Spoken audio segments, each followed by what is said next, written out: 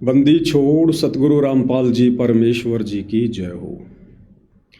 परमपिता परमात्मा सारी सृष्टि के रचनहार कुल मालिक असंख्य ब्रह्मांडों के स्वामी जगत गुरु तीनों लोकों में प्रवेश करके सबका धारण पोषण करने वाले राजाधिराज आत्माधार नाथों के नाथ देवों के देव महादेव सर्वेश्वर महेश्वर मृत्युंजय अजरो अमर आदि अनादि सनातनी प्रभु जगत पिता जगदीश्वर श्री श्री 1008 की उपाधि के वास्तविक अधिकारी अकाल मूरत शब्द स्वरूपी राम वासुदेव सर्वगतम ब्रह्म परम पूज्य प्रथम पूज्य परम संत परम पुरुष परम धनी परम दयालु सत्य कबीर हक्का कबीर अल्लाहु कबीर अल्लाहु अकबर बाखबर अल्लाह ताला जगत के तारणहार जगत के मुक्तिदाता जगत के जगन्नाथ हारे के सहारे हिंदुओं के राम मुसलमानों के अल्लाह सिखों के वाहिगुरु ईसाइयों के मसीह दया के सागर दयानिधि करुणा के सागर करुणानिधि स्वयंभू परिभू संकट मोचन कष्ट हरण मंगल करण दुख भंजन अविगत कबीर निर्विकार निर्विषम परमात्मा अलय अलेख सतगुरु आदि अनादि सतगुरु असली मर्यादा पुरुषोत्तम असली राम असली कृष्ण असली घनश्याम असली मुरारी राजाओं के राजा महाराजाओं के महाराजा शहंशाहों के शहंशाह सम्राटों के सम्राट भगवानों के भगवान अल्लाहों के अल्लाह प्रभुओं के प्रभु मसीहाओं के मसीह सच्चे वाहिगुरु बाबाओं के बाबा पीरों के पीर सेठों के सेठ जगत सेठ सावड़सा सेठ सर्वगुण संपन्न अनंत कोटि कलाओं के स्वामी अनंत कोटि ब्रह्मांडों के नायक योगियों में महायोगी ध्यानियों में महाध्यानी सिद्धों में परम सिद्ध ज्ञानियों में तत्व ज्ञानी ब्रह्म ज्ञानी महाज्ञानी परम ज्ञानी सर्वश्रेष्ठ ज्ञानी विज्ञानी युवा कबीर समर्थ कबीर असमवात अमित ओजा सच्चे रहनुमा करीम अल्लाह सुभान अल्लाह दुनिया के अंतिम पैगंबर 8 सितंबर 1951 से गांव धनाना जिला सोनीपत हरियाणा भारतवर्ष की पावन भूमि पे प्रकट रियल कल की भगवान श्री नारायण साकार हरि श्री बाबा साहिब नूर अनंत परमात्मा सच्चे दरवेश सच्चे बाखबर संत श्रोमणी सतगुरु रामपाल जी परमेश्वर जी के चरण कमल में दास का अनंत कोटि दंडोत प्रणाम। सत्साई भाई और बहनों, बहुत बड़ी दया बहुत बड़ी मेहर पूज्य गुरुदेव भगवान की परमेश्वर रामपाल जी की जिनके शुभ आशीर्वाद से विशेष आशीर्वाद से इस कलयुग की बिचली पीढ़ी में हमें ये शास्त्र अनुकूल सत भक्ति मिली है। हमें सदियों उपरांत पूर्ण ब्रह्म परमेश्वर साक्षात कबीर देव जी के धरती पर दर्शन हुए हैं। हमें उनकी शरण प्राप्त हुई है। भाई और बहनों, वैसे तो परमपिता परमेश्वर सतगुरु रामपाल जी ने दास को निमित्त बना के दास को खड़ा करके एक छोटी सी सेवा एक सेवा का टुकड़ा दास की झोली में डाल के दास के ऊपर भी बहुत बड़ा महाउपकार किया और दास के माध्यम से आप सभी परमात्मा चाहने वाली आत्माओं तक भी 11 वर्षों तक संदेशे भिजवाए। आज पूज्य गुरुदेव भगवान अपने मिशन को समाप्त करके हिसार जेल से बाहर हैं। ऐसे में आप और हमारी वो जिम्मेदारी समाप्त हो जाती है जो जिम्मेदारी उनकी गैर हाजिरी में उन्होंने स्वयं निभाने के लिए हमें दी थी। अब आगे हमारी जिम्मेदारी केवल मर्यादाओं में रहकर गुरुदेव की भक्ति को संपूर्ण करना है। तो भाइयों और बहनों, ज्ञान गंगा पुस्तक के ऊपर वीडियो बनाने की श्रृंखला जारी है और काफ़ी वीडियो बन चुके हैं, आप जी देख भी रहे हैं। तो अब आप और हम भाई बहनों ने जो परमेश्वर की विशेष आत्माओं की श्रेणी में हैं और परमेश्वर की विशेष आत्मा वो होती हैं जो गुरु रूप में आए हुए कबीर परमेश्वर जी को साक्षात परमेश्वर मानकर और अपनी आत्मा के कल्याण के लिए हर प्रकार से संघर्ष करते हुए मर्यादाओं में रहते हुए भक्ति करते हैं। तो ऐसी आत्मा धरती पर चंद ही हैं, ऐसी आत्माओं की भीड़ नहीं हुआ करती है। तो भाइयों और बहनों, यदि आप साध संगति से जुड़े हुए हैं और आप सत्सेवक भगत की श्रेणी में हैं, तो अब आगे परमपिता परमेश्वर जिस प्रकार से हम आत्माओं को भक्ति मार्ग पर चलाएंगे, अपनी प्रेरणा से, अपने आशीर्वाद से, यदि आप अभी तक तमाम मर्यादाओं को निभाते आए हैं और साध संगति के तमाम वीडियो देखते आए हैं, तो ही भाई और बहनों आगे की जो प्रोसीजर है इस भक्ति की वो आपको समझ में आएगी। अन्यथा आपके मन में तरह तरह के दोष उत्पन्न होंगे और आप इस साध संगति वाले यथार्थ भक्ति पद से नीचे गिर जाओगे। तो आगे साध संगति में परमेश्वर जी की प्रोसीजर में वही आत्मा ढल पाएगी, चल पाएगी जिन आत्माओं ने लंबे समय से साध संगति से जुड़कर साध संगति के प्रत्येक वीडियो देखे हैं और परमात्मा के भक्ति विधान से भली भांति परिचित हैं। और ये प्रोसीजर भाई और बहनों चलती रहेगी। ये छटनी वाली, ये कटनी वाली, ये चटनी वाली, ये प्रोसीजर भक्ति मार्ग पर अंत तक चलेगी, अंत समय तक।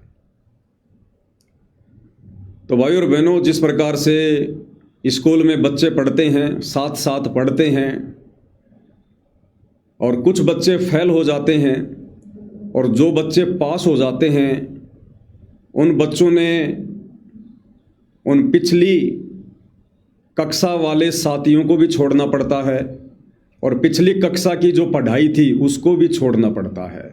उसने आगे बढ़ना होता है और आगे बढ़ते समय वो बच्चा कोई दुख नहीं मानता है, किसी प्रकार की मन में कोई शंका नहीं करता है, बल्कि उसको एक खुशी होती है कि मैं अगली कक्षा में जाऊंगा, अब मैं नई पढ़ाई पढ़ूंगा। क्योंकि बच्चे का टारगेट होता है नौकरी प्राप्त करना। यदि उस बच्चे का लक्ष्य एक अच्छी नौकरी प्राप्त करना है, क्योंकि पढ़ाई का मकसद हमने केवल यही समझा है कि भाई मैं अच्छी नौकरी प्राप्त करूंगा, बढ़िया सुख सुविधा प्राप्त करूंगा, तो जब वो बच्चा आगे की क्लास में जाता है तो पीछे की कक्षा वाली पढ़ाई को, उन बच्चों को वो आसानी से छोड़ देता है, क्योंकि उसका टारगेट नौकरी प्राप्त करना होता है। इसी प्रकार भाई और बहनों, ये भक्ति मार्ग है। भक्ति मार्ग की जो पढ़ाई है वो आध्यात्मिक है। परम पूज्य परमेश्वर सतगुरु रामपाल जी हमारे टीचर हैं, हमारे लेक्चरार हैं, हमारे प्रिंसिपल हैं, हमारे हेडमास्टर हैं, सब कुछ हैं, हमारे गुरुदेव भगवान हैं। और इस भक्ति मार्ग में हमने केवल आगे की ओर ही कदम बढ़ाने होते हैं। इस भक्ति मार्ग में जो बिछुड़ जाते हैं, मर्यादा तोड़कर रह जाते हैं, भक्ति में गफलत करते हैं, हमने अपने उन साथियों को त्यागना होता है, छोड़ना होता है, क्योंकि हमारा लक्ष्य सतलोक प्राप्ति है, सतलोक के सुखों की प्राप्ति है। तो ऐसे भगत कभी भी भक्ति मार्ग पर किसी से यारी दोस्ती नहीं किया करते हैं। अब वो छठी क्लास का बच्चा जो अब 7वीं में हो चुका है और उसका साथी जो उसका बेस्ट फ्रेंड था वो फेल हो चुका है, तो 7वीं कक्षा में जाने वाला बच्चा उस अपने बेस्ट फ्रेंड के चक्कर में और 6वीं कक्षा में बैठा नहीं रहता है। वो भूल जाता है कि ये मेरा बेस्ट फ्रेंड था, वो तुरंत आगे की क्लास में जाकर बैठ जाता है, आगे की नई किताबें खरीद कर पढ़ना शुरू कर देता है। इसी प्रकार भाई और बहनों, कबीर परमेश्वर सतगुरु रामपाल जी के भक्ति मार्ग में ये यारी दोस्ती नहीं चला करती है, क्योंकि हमारा टारगेट सतलोक प्राप्ति है। अगर यारी दोस्ती के चक्कर में रह गए, यहीं पर अगर ये भाईचारा निभाने के चक्कर में रह गए, तो फिर जन्म मरण के चक्कर में भी रहना पड़ेगा।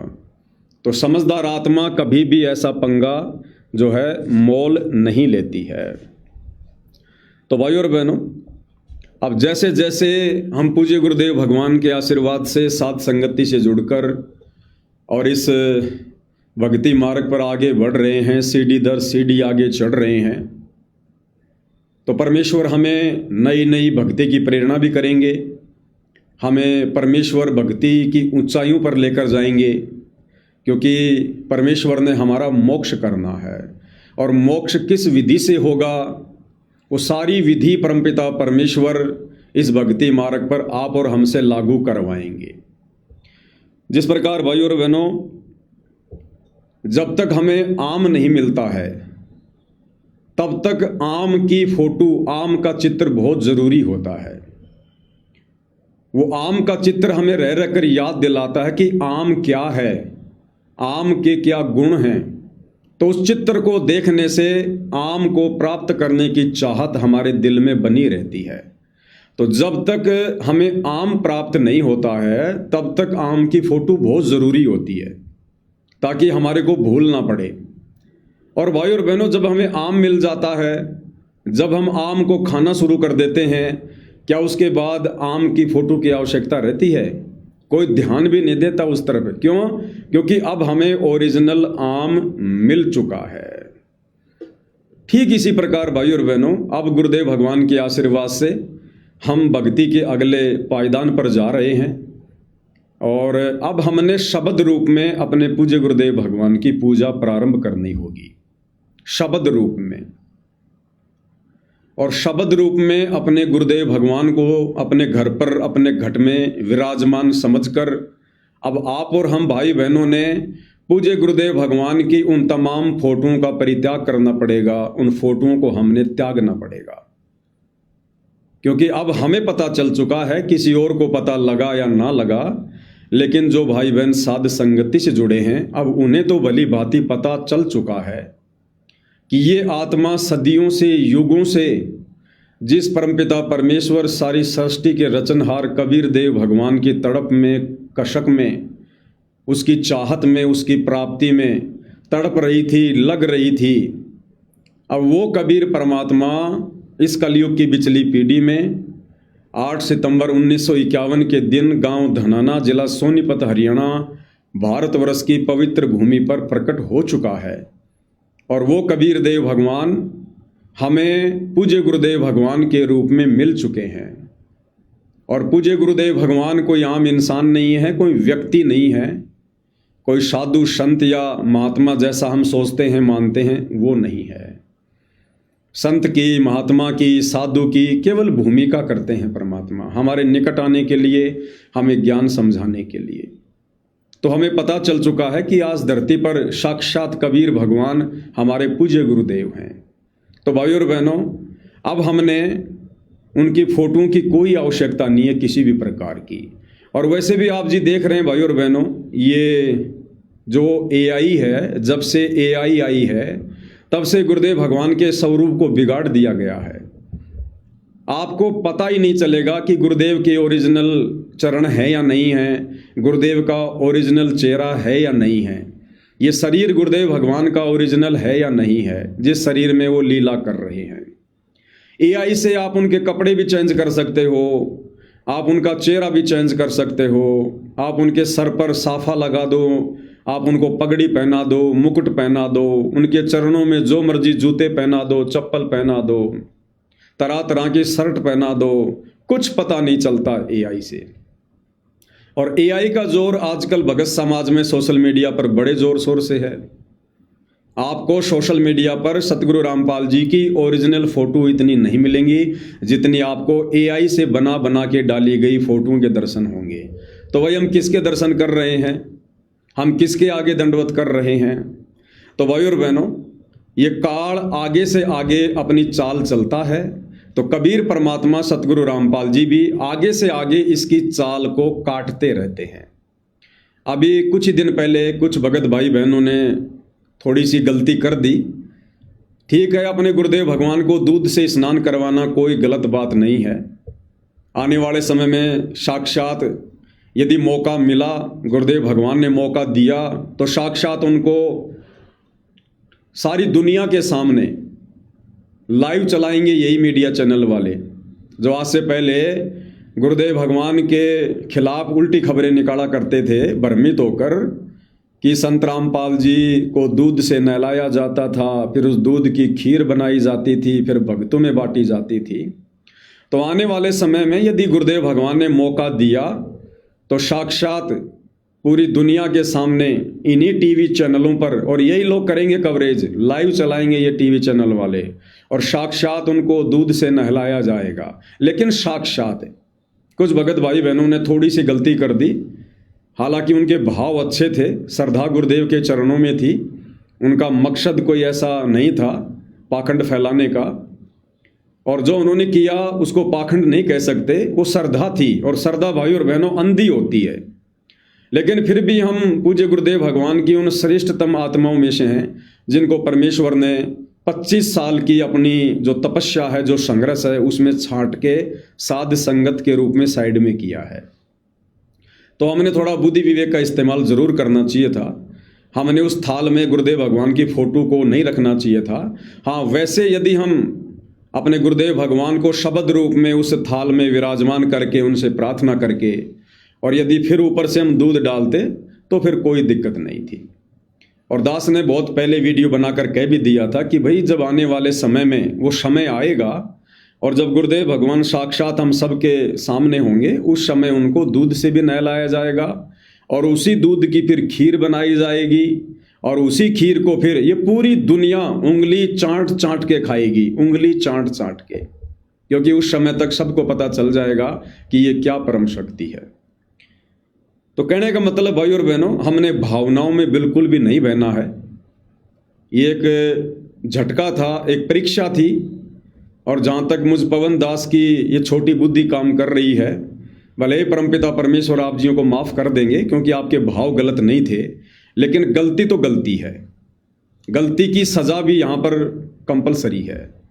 तो इस गलती की सज़ा यही है कि कम से कम आप साध संगति से 1 साल पीछे चले गए।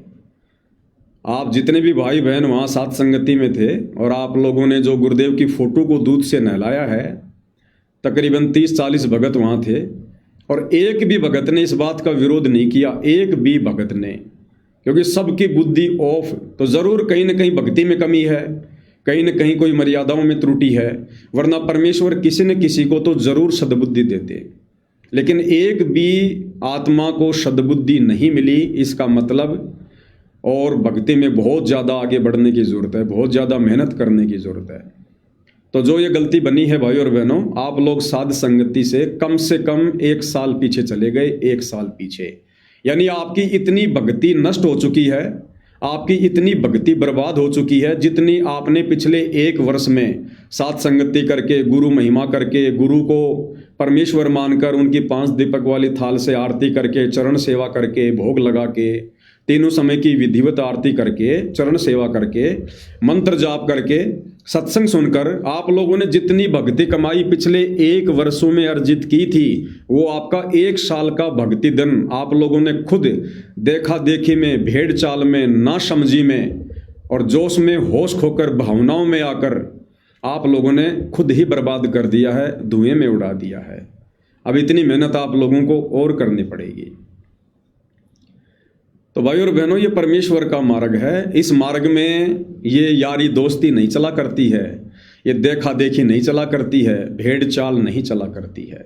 तो कितना नुकसान उठा लिया उन आत्माओं ने। परमात्मा तो दयालु है, वो तो दया का सागर है, वो तो कितनी भयंकर गलती कर दो वो तो माफ़ कर देगा। सतलोक में हमने कितनी भयंकर गलती की थी, कितनी बड़ी हमने गलती की थी, क्या परमेश्वर ने माफ़ नहीं किया? माफ़ किया, तभी तो आज धरती पर आए हैं। आप और हमें भक्ति दी है ताकि हम वापस सतलोक चलें। लेकिन जो गलती हमने की थी, क्या हमने उसकी सज़ा नहीं पाई? अगर गुरुदेव ने माफ़ कर दिया यार, सतलोक से चलकर पुनः धरती पर आज आ गए हैं, तो क्या हमने उस गलती की सज़ा नहीं पाई? क्या हमने सतलोक में जो भक्ति कमाई की थी, हमने सारी भक्ति हमारी नष्ट कर दी, तभी तो इस काल के लोक में आ गए, तभी तो गधे कुत्ते सूअर बन रहे हैं, नरक भोग रहे हैं। क्यों? क्योंकि हमने जो भक्ति सतलोक में की थी वो हमने छोटी सी गलती करके सारी नष्ट कर दी, धुएं में उड़ा दी। तो इसी प्रकार भाई और बहनों, ये परमात्मा तो दयालु है, आपकी श्रद्धा को देखकर आप लोगों को माफ़ भी कर देगा। लेकिन जो भक्ति कमाई आप लोगों ने नष्ट की है, उसके लिए तो भाई और बहनों आपने फिर से मेहनत करनी पड़ेगी। देखो होता क्या है, पिछले 11 वर्षों से परमात्मा ने हर वो संदेशा दिलवा दिया, हर वो जानकारी दिलवा दी ताकि हम कहीं धोखा ना खाएं। अब जैसे गुरुदेव भगवान अपने प्रवचनों में कहते हैं कि बच्चों, तुम ये ना सोचना कि अपनी भक्ति कमाई से तुम पार हो जाओगे।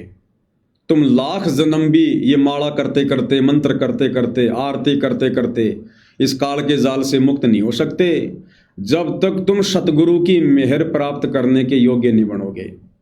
जब तक तुम अपने गुरुदेव को प्रसन्न नहीं करोगे तब तक तुम सतलोक नहीं जा सकते। चाहे कितनी भक्ति कर लो, कितना दान कर लो, कितने पाठ करवा दो, कितनी ज्योतियां करवा दो, चाहे रात दिन गुरुदेव के चरणों में क्यों ना लेटे रहो, उसके लिए क्या करना पड़ेगा? इन बातां के पाइए कर सतगुरु नजर निहाल, और राजी कर सतगुरु रूठे नू। हमने सतगुरुदेव भगवान को नजर निहाल करना पड़ेगा, उनको प्रसन्न करना पड़ेगा, खुश करना पड़ेगा, तब वो अपनी मेहर बख्शेंगे, हमें ग्रेस मार्ग देंगे। तो सतगुरु को प्रसन्न करने के लिए आप और हम भाई बहन साध संगति से जुड़कर ये तमाम भक्ति क्रियाएं कर रहे हैं, जिन भक्ति क्रियाओं के बाकी भगत समाज आसपास भी नहीं है, उनके शौपन में भी ये बातें नहीं हैं। हम पिछले कई वर्षों से गुरुदेव को वो भक्ति क्रिया कर करके उनको साक्षात पूर्ण ब्रह्म परमेश्वर मानकर घर घर में विराजमान करके, ज्ञान को आधार बना के, मर्यादाओं के लिए संघर्ष करके, उनकी आरती उतार के, उनको भोग लगा के, दूध से उनके चरण धो धो के हम उनको प्रसन्न तो कर रहे हैं ताकि गुरुदेव भगवान की मेहर हमारे ऊपर बरसे, उनका विशेष आशीर्वाद मिले और गुरुदेव प्रसन्न हो। और अगर गुरुदेव प्रसन्न होंगे तो फिर तुम कर दो पल में पार हो जा रजा थारी, 1 सेकंड में परमात्मा सतलोक में बैठा देगा। तो सोचिएगा भाई और बहनों, हम इतने वर्षों से अपने गुरुजी को प्रसन्न करने के लिए ये सारी भक्ति क्रिया कर रहे थे, और उनको प्रसन्न करने के लिए हमने कितनी मेहनत करनी पड़ रही है, कितना संघर्ष करना पड़ रहा है। और यदि वही गुरु हमारी किसी बात से अगर नाराज हो जाए तो क्या होगा? सोचिए, आप और हमने कितनी भक्ति कमाई करनी पड़ रही है गुरु जी को प्रसन्न करने के लिए, और वही गुरु यदि हमारी किसी कमजोरी से, किसी बात से अगर जरा सा नाराज हो जाए तो सोचो हमारी कितनी भक्ति कमाई नष्ट होगी, और दोबारा से उस गुरु को प्रसन्न करने में हमारे को कितना समय लगेगा। तो भाई और बहनों, लगभग 1 साल पीछे आप जितने भी भाई बहन सांजापुर की साथ संगति में गए थे, और जिन जिन भाई बहनों ने गुरुदेव को दूध से नहलाने वाली, यानी फोटो के ऊपर दूध डालकर गुरुदेव को नहलाने वाली जो गलती की है, 1 साल पीछे सभी भाई बहन जा चुके हैं।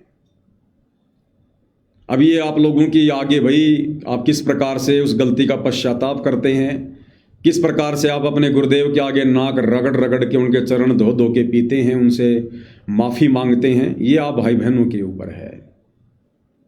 क्योंकि समझाने में परमात्मा ने कोई कमी नहीं रखवाई थी किसी भी प्रकार की। 11 साल से गला खराब हो गया। ये जो दास 3 तीर 4 मुकदमे अपने ऊपर लेके बैठा बेवजह, जो जेल काट के आया है, लोगों के ये लठ खाए हैं, गालियां खाई हैं, और आज एक आतंकवादी जैसा जीवन जी रहे हैं। ये क्यों? ये आप भाई बहनों तक संदेशा पहुंचाने के लिए। और उसके बावजूद भी यदि आप गलती करोगे, भेड़ चाल में चलोगे, आंख बंद करके एक दूसरे सत्सेवक के ऊपर विश्वास करोगे कि सत्सेवक है तो सही करेगा, ये किसी के माथे पे थोड़ी लिखा हुआ है, तो भाई उस गलती की सजा भी मिलती है। फिर वो गलती चाहे मैं करूं चाहे आप करो, परमात्मा के लिए सभी आत्माएं बराबर हैं। परमात्मा कोई भेदभाव किसी प्रकार का नहीं करता है। तो भाई और बहनों, इसलिए परमात्मा अपनी वाणियों में कहते हैं, ये संसार विघन की घाटी कोई निकलेगा बिरला सूर। ऐसे धीरे धीरे धीरे धीरे छटनी होती जाएगी साथ संगत में। ये परमात्मा भीड़ का ग्राहक नहीं है, कौड़ियों का ग्राहक नहीं है। ये परमात्मा 24 कैरेट सोना बनाकर लेकर जाएगा, 24 कैरेट सोना, और बजा बजा के देखेगा, ठोक ठोक के। जैसे गुरुदेव कहते हैं ना, हम कुम्हार के वहां से एक मटका लेके आते हैं 50 रुपए का, और 50 रुपए के मटके को हम कोई 50 बार टोले मार मार के बजा बजा के देखते हैं, कहीं से ये कच्चा तो नहीं है, फूटा टूटा तो नहीं है, कोई तरेड़ तो नहीं चल रही है, तब वो 50 रुपए का मटका खरीदते हैं। तो ये भगवान सतलोक के लिए आत्माओं को ऐसे खरीद लेगा क्या? ऐसे ले जाएगा क्या आंख बंद करके? ये तो घण की चोट मार मार के चेक करेगा परमात्मा। गरीब कच्चा हीरा किरच हो नहीं सह घनमार, ऐसा ये मन हो रहा लेखा लेकर तार। तो ऐसे ही आत्मा धीरे धीरे भक्ति मार्ग से छटती जाएंगी।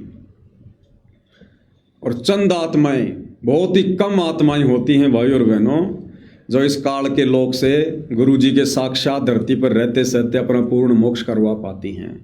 तो बाकी भाई बहनों को, बाकी जितने भी भाई बहन हैं साध संगत में, उनको कितना सावधान रहने की ज़रूरत है, कितना सचेत रहने की ज़रूरत है अब आगे।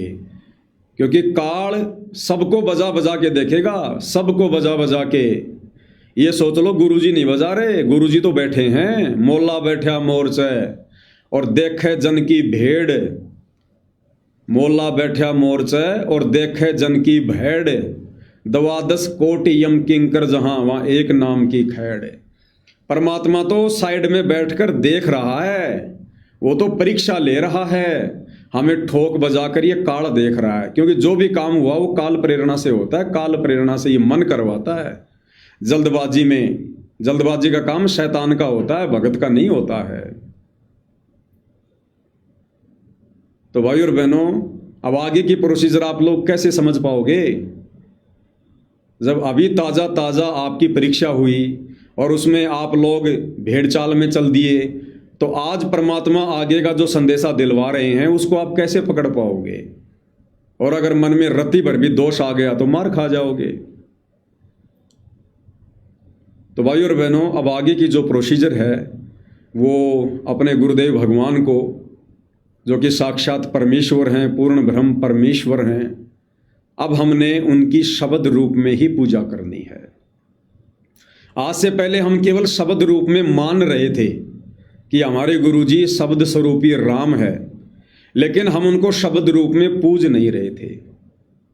देखो, ये जो बुद्धि है ना जीव की, ये धीरे धीरे खुलती है, वो धीरे धीरे खुलती है। परमात्मा सीढ़ी दर सीढ़ी भगत को आगे बढ़ाता है, क्योंकि हमारी एक कैपेसिटी है, हमारी एक औकात है। अगर उससे ज़्यादा परमात्मा दे देगा तो हम सहन नहीं कर पाएंगे। जैसे एक मटका है, एक मटके की लिमिट है कि उसमें कितना पानी आएगा। अगर उससे ज़्यादा पानी उस मटके में डालोगे तो वो बूंद बूंद करके, और वो जो पानी है वो बाहर निकलेगा ही निकलेगा, इसमें कोई दो राय नहीं है।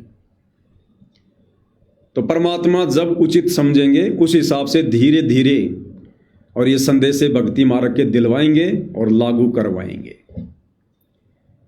अब भाई और बहनों, वैसे तो आप जियों को पता चल गया होगा, हिसार जेल से बाहर आने के बाद गुरुदेव भगवान की जो लीला चल रही है आपको सब समझ में आ गया होगा। दास ना तो बैकग्राउंड में जाएगा, ना दास जाना चाहता है, क्योंकि दास ने तो 1 महीने पहले ही लाइव आकर ये प्रण ले लिया है कि अब आगे हमने अपनी आत्मा का कल्याण करवाना है। जो भूमिका, जिस प्रकार की भूमिका परमात्मा ने जेल में रहते सहते दास से निभाई, परमेश्वर ने वो पूरी करवा दी है। अब मैं किसी के बारे में कुछ नहीं बोलने वाला। आप जी देख रहे होंगे पिछले 1 महीने से मैंने अपने सतलोक आश्रम से जुड़े भाई बहनों के लिए, सतलोक आश्रम मैनेजमेंट के लिए, गुरुजी के जो है बेटा बेटी भाई बंधु रिश्तेदारों के लिए, दास ने एक शब्द भी नहीं निकाला, ना ऐसा कोई दास ने कोई पोस्ट डाली है। बाकी दास ने तो आप सभी भाई बहनों से उन वीडियो को डिलीट करने की भी जो है प्रार्थना की थी, क्योंकि अब दास की जिम्मेदारी समाप्त है। जो जिम्मेदारी परमात्मा ने अपनी गैर हाजिरी में दी थी, अब दास की जिम्मेदारी है अपनी भक्ति को पूरा करना। अब दास की जिम्मेदारी है सतलोक की तैयारी करना। अब दास की जिम्मेदारी ज़्यादा संदेशा देने की नहीं है। अगर संदेशे देते रहे आप लोग, लेते रहे, तो फिर वही भेड़चाल हो जाएगी। अब उन संदेशों के ऊपर अमल करने की ज़रूरत है, उन बातों को अपने भक्ति वाले जीवन में ढालने की, लागू करने की ज़रूरत है। तो भाई और बहनों, आज तक हम केवल अपने गुरुदेव भगवान को शब्द रूप में मान रहे थे, हम शब्द रूप में पूज नहीं रहे थे, क्योंकि आज से पहले हम मूर्ति पूजा कर रहे थे, मूर्ति पूजा। अब हमने मूर्ति पूजा को छोड़ना है, मूर्ति पूजा को त्यागना है। मूर्ति मूर्ति होती है, मूर्ति चाहे पत्थर की हो, चाहे सोने की हो, चाहे चांदी की हो, चाहे धातु की हो। मूर्ति चाहे कागज का पोस्टर हो, चाहे कागज की फोटो हो, मूर्ति मूर्ति है। अब हमने मूर्ति से नहीं पूजना, हमने सुरति से पूजना है, सुरति से, ध्यान से। तो दास ने 4-5 दिन पहले आप लोगों को मैसेज डाला था कि 17 मई 2026 को दास लाइव आएगा। तो उससे पहले 4-5 रोज परमेश्वर ने दास से रिहर्सल करवाई है। दास ने ये समय थोड़ा सा इसलिए रखा आगे का, क्योंकि भाई और बहनों ये समय बहुत ज़्यादा भयानक है, क्रिटिकल समय है। मन मेरे अंदर भी है, काल मेरे पीछे भी लगा हुआ है, आप लोगों से ज़्यादा लगा हुआ है। तो दास ने 4-5 दिन का समय, क्योंकि जब मुझे ये प्रेरणा हुई तो दास ने गुरुदेव को दंडवत प्रणाम करके और 4-5 दिन का समय लिया कि परमात्मा, दास 2 कोटि का जीव है, हो सकता है ये काल प्रेरणा हो, और अब जो समय है वो बहुत ज़्यादा सोच समझकर, बहुत ही ध्यानपूर्वक एक एक कदम भक्ति मार्ग पर आगे रखने का है। तो दास ने गुरुदेव से अर्ज की, प्रार्थना की कि परमेश्वर, दास से कुछ भी गलत हो जाए इस भक्ति मार्ग पर, हो नहीं जाए, अगर कुछ गलत होना हो आपके भक्ति मार्ग पर, उससे पहले परमात्मा मेरे तो प्राण निकाल देना, इस दास की टिकट काट देना यहाँ से। अगर कुछ गलत होना हो तो उससे पहले ही दास की टिकट काट देना, क्योंकि अब यदि इस भक्ति मार्ग पर आपकी इतनी पहचान होने के बाद अगर गलती हो गई तो परमात्मा फिर जी नहीं पाएंगे, फिर अपने आप को कभी फिर माफ नहीं कर पाएंगे, अपनी नजरों से गिर जाएंगे फिर। तो 4-5 दिन का दास ने गुरुदेव भगवान से समय लिया कि पहले दास अपने घर पर इस बात की रिहर्सल करेगा, क्या अनुभव है, उसके बाद दास आगे संगत को संदेशा देगा।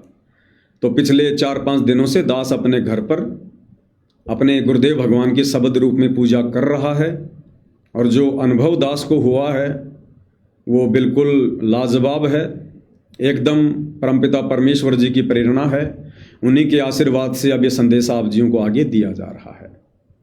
तो भाई और बहनों, आज से पहले हम जब भी पूज्य गुरुदेव भगवान की तीनों समय की आरती हम करते हैं, तो आरती तो हम लोग उनके दरबार में खड़े होकर भक्ति बोध हाथ में लेकर, या जैसे भी आपको याद है तो मौखिक, और पूज्य गुरुदेव भगवान का आसन लगाकर और 5 दीपक वाली थाल के साथ और सिंहासन पर गुरुदेव की एक तस्वीर, एक फोटो रखकर हम गुरुदेव भगवान की तीनों समय की आरतियां करते हैं। लेकिन भाई और बहनों, हम केवल फोटो की पूजा कर रहे थे, हम अपने गुरु की पूजा नहीं कर रहे थे, हम फोटो की पूजा कर रहे थे, हम मूर्ति की पूजा कर रहे थे। ठीक है, आज से पहले हम कर रहे थे, उस समय तक हमें ज्ञान नहीं था, हमारी बुद्धि वहां तक नहीं जा रही थी, वो भक्ति हमारी ज्यों की त्यों हमारी सफल है। हमने फोटो को रखकर जो आरतियां की हैं, जो भोग लगाए हैं, वो हमारी भक्ति व्यर्थ नहीं है, बिल्कुल ज्यों की त्यों हमारे भक्ति खाते में है। लेकिन अब हमें आगे की प्रोसीजर का पता चल गया, तो अब यदि हम पहले वाली प्रोसीजर को अपनाएंगे, मूर्ति पूजा करेंगे, तो फिर हमारी वो भक्ति नहीं बनेगी। फिर हम चाहे कितनी ही पूजा कर लें, वो भक्ति हमारी काउंट नहीं होगी, वो जानबूझकर सांची तजने वाली कैटेगरी में होगी। तो अब हमने मूर्ति पूजा को भाई और बहनों त्यागना है, क्योंकि अब हमें साक्षात आम प्राप्त हो चुका है। जब तक आम नहीं होता है तब तक आम की फोटो को देखना, आम की फोटो को अपने पास में रखना ज़रूरी होता है, ताकि याद बनी रहे और आम की जो है प्राप्ति की चाहत बनी रहे। और जिस दिन आम मिल जाता है उसके बाद फोटो की कोई आवश्यकता नहीं है, फिर तो आम खाओ, आम के मिठास का आनंद लो, फिर तो दूसरों को बताओ कि भाई आम के ये गुण हैं, वास्तव में आम इतना मीठा होता है, इतना आनंद आता आम को खाने से। फिर फोटो को हाथ में लेकर लहराने से कोई फायदा नहीं, जिसने आम खा लिया, जिसने आम प्राप्त कर लिया। ठीक इसी प्रकार भाई और बहनों, हमारे पूज्य गुरुदेव भगवान साक्षात कबीर परमात्मा हैं। इनकी तलाश में, इनके तड़प में हम युगों से भटक रहे थे। जिसने जैसी फोटो, जिसने जैसी मूर्ति हमें इनकी पकड़ा दी कि ये भगवान है, ये परमात्मा है, उसी को हमने पूजना शुरू कर दिया। अब कलयुग की बिचली पीढ़ी है, परमात्मा ने सर्व धर्मशास्त्रों से सारा भेद निकाल के दे दिया है, साक्षात खुद धरती पर प्रकट हैं, हम उनकी शरण में हैं। अब हमने फोटो से कोई लेना देना नहीं है, अब हमने शब्द की पूजा करनी है, शब्द की, सुरती से, ध्यान से। तो आज के बाद आपको केवल संदेशा दे रहा हूं, ये कोई ज़बरदस्ती थोपना नहीं है, कोई आदेश मत समझ लेना इसको। और मैं पवन दास यदि आप जियों को कह रहा हूं तो आपने मानना ही पड़ेगा, ऐसा भी मत मान लेना बिल्कुल भी, वरना ये भी देखा देखी हो जाएगी, भेड़ चाल हो जाएगी। जिस प्रकार मुझे खुद मेरे गुरुदेव भगवान ने प्रेरणा की, यानी मेरे गुरु जी का आदेश हुआ कि बेटा अब इन फोटों को हटा दे और शब्द रूप में ध्यान लगा, शब्द रूप में पूजा कर, तो मैंने डायरेक्ट अपने गुरुदेव की उस प्रेरणा को, उस आदेश को लागू नहीं किया। मैंने अपने गुरुदेव से प्रार्थना करके 5 दिन का समय मांगा कि परमात्मा हो सकता है ये मेरी परीक्षा हो, जल्दबाजी में कैसे मैं कोई फैसला ले लूं। मैं तो शरीर हूं, अंदर मेरी आत्मा जो आपका अंश है, जब तक वो स्वीकार नहीं करेगी परमेश्वर दास तो लागू नहीं कर पाएगा। मेरी तो इतनी हिम्मत नहीं है। तो आप भाई बहन भी ऐसा नहीं है कि पवन दास ने वीडियो बना दिया और जब तक आपकी आत्मा इस बात को स्वीकार ना करे, और आत्मा स्वीकार किए बिना आपने ज़बरदस्ती आज से ही फोटो हटा दी और लग गए ध्यान लगाने, और यदि मन में फिर भी कोई दोष है किसी प्रकार का, पूरी बात समझ में नहीं आई है, आत्मा उस बात को स्वीकार नहीं कर रही है, तो ज़बरदस्ती करोगे तो भी वो भेड़ चाल हो जाएगी, देखा देखी हो जाएगी। आप उस कैटेगरी में आ जाओगे, गुरु को तजे भजे जो आना था पशुओं को फोकट ज्ञाना। तो दास के माध्यम से परमात्मा जो संदेशा दिलवा रहे हैं, वो संदेशा यदि आपकी अंतरात्मा बिल्कुल गहराई से जान ले, पहचान ले, आपकी आत्मा बिल्कुल स्वीकार कर ले, हाँ यही सत्य है, उसके बाद अपने गुरुदेव को दंडवत प्रणाम करके और उसके बाद आप जी इस विधि से गुरुदेव भगवान की पूजा शुरू कीजिएगा, क्योंकि ये देखा देखी का मार्ग नहीं है। और दास ने आपको पिछले 11 वर्षों से कभी देखा देखी में नहीं चलाया, कभी भी, क्योंकि मेरा मकसद लोगों को मूर्ख बनाना नहीं है, किसी को ठगना नहीं है, मेरा मकसद कोई आश्रम खोलकर संत महंत बनना नहीं है। दास एक भगत है, अपनी भक्ति करके शतलोक जाना मेरा टारगेट है। तो भाई और बहनों, अगर परमात्मा प्रेरणा करें तो आज के बाद हम अपने दरबार साहिब में जब हम तीनों समय की गुरुदेव भगवान की आरती करें तो हम सिंहासन तो लगाएंगे, और सिंहासन लगाकर हम उसके ऊपर गुरुदेव भगवान की कोई फोटो नहीं रखेंगे, कोई तस्वीर नहीं रखेंगे। हम सिंहासन लगाकर गुरुदेव भगवान से अर्ज करेंगे घुटने टेक कर कि हे परमेश्वर मालिक विराजमान होइए, ताकि दास संध्या आरती का लाभ प्राप्त कर सके। हमने ये भी नहीं कहना कि गुरुदेव शब्द रूप में विराजमान होइए, नहीं, ये फिर एक आदेश हो जाता कि शब्द रूप में विराजमान होइए। क्या पता परमात्मा शरीर रूप में विराजमान होना चाहते हो, क्या पता उस दिन परमात्मा चाहते हो कि मैं अपने बच्चे को साक्षात दर्शन दूंगा, क्योंकि अब इसने मुझे पहचान तो लिया ही है, अब ये लुकमा छुपी का खेल बंद। क्या पता परमात्मा साक्षात सिंहासन पर आकर विराजमान होने चाहते हैं, वो तो सर्वशक्तिमान है, कुछ भी कर सकते हैं परमात्मा। क्षण भर में गायब, क्षण भर में वो प्रकट, जैसे धर्मदास जी के सामने क्षण भर में प्रकट, क्षण भर में गायब। ये काम तो छोटी मोटी शक्तियां कर देती हैं, ये तो सर्व शक्तियों के स्वामी है, देवों के देव हैं, गणों के नायक हैं, आदि गणेश हैं। तो हमने ये नहीं कहना कि हे पूज्य गुरुदेव भगवान आसन पर शब्द रूप में विराजमान होइए, नहीं, हे परमेश्वर, हे पूज्य गुरुदेव भगवान अपने दास को संध्या आरती का लाभ देने के लिए परमेश्वर आसन पर विराजमान होइए, आप जी का आसन तैयार है। उसके बाद गुरुदेव भगवान की मौज, उनकी मर्जी, वे शब्द रूप में विराजमान होते हैं या शरीर रूप में विराजमान होते हैं। तो ये फिर आगे मालिक की मौज, आगे मालिक की मर्जी। और तीनों समय की आरती में हमने इसी प्रकार से अपने गुरुदेव भगवान की शब्द रूप में जो है पूजा करनी है, शब्द रूप में।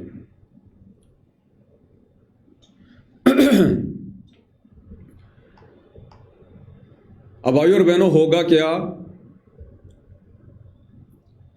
आज से पहले जैसे हम गुरुदेव भगवान की फोटो रखा करते थे, तस्वीर रखा करते थे, यदि हम साध संगति से जुड़े भाई बहन अपने पूज्य गुरुदेव सतगुरु रामपाल जी को अपने घर पर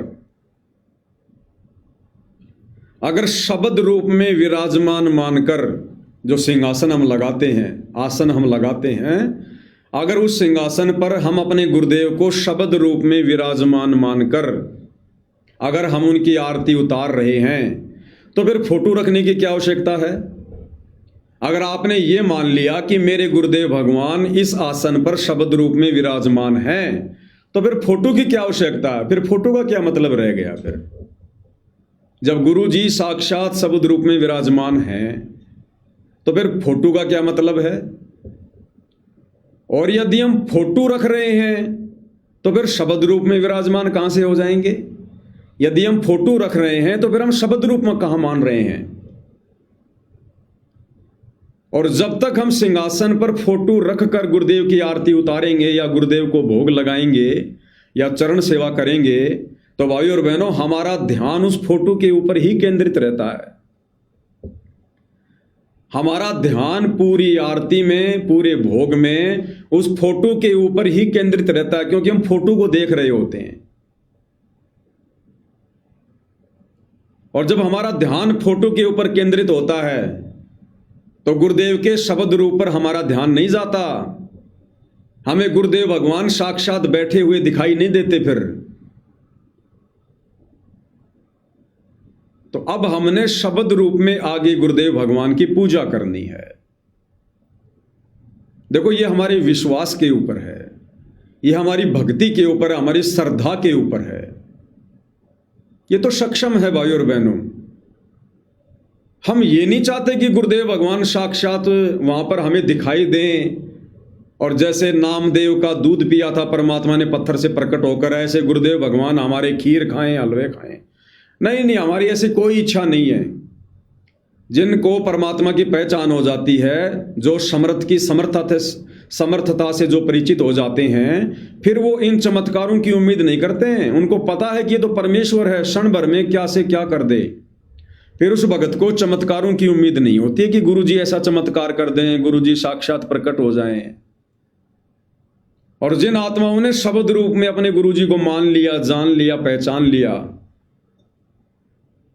और यदि गुरुदेव साक्षात भी वहां पर आसन पर विराजमान हो जाएं, अपने दर्शन दे दें, तो भी वो आत्मा ज्यादा आश्चर्यचकित नहीं होती है।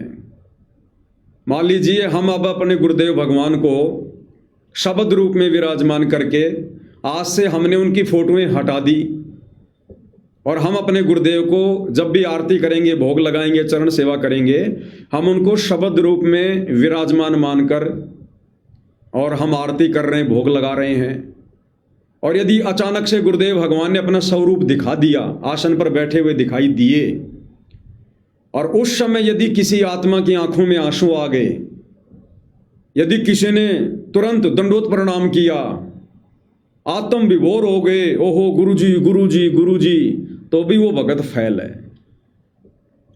इसका मतलब तो शरीर रूप को मान रहा था, शरीर को देखते ही तू आत्म विभोर हो गया, आश्चर्यचकित हो गया, और पहले कह रहा था कि मेरे गुरुजी शब्द रूप में बैठे हैं। यानी जो वास्तविक रूप है गुरु का, शब्द रूप, हमने उस पर विश्वास करना है।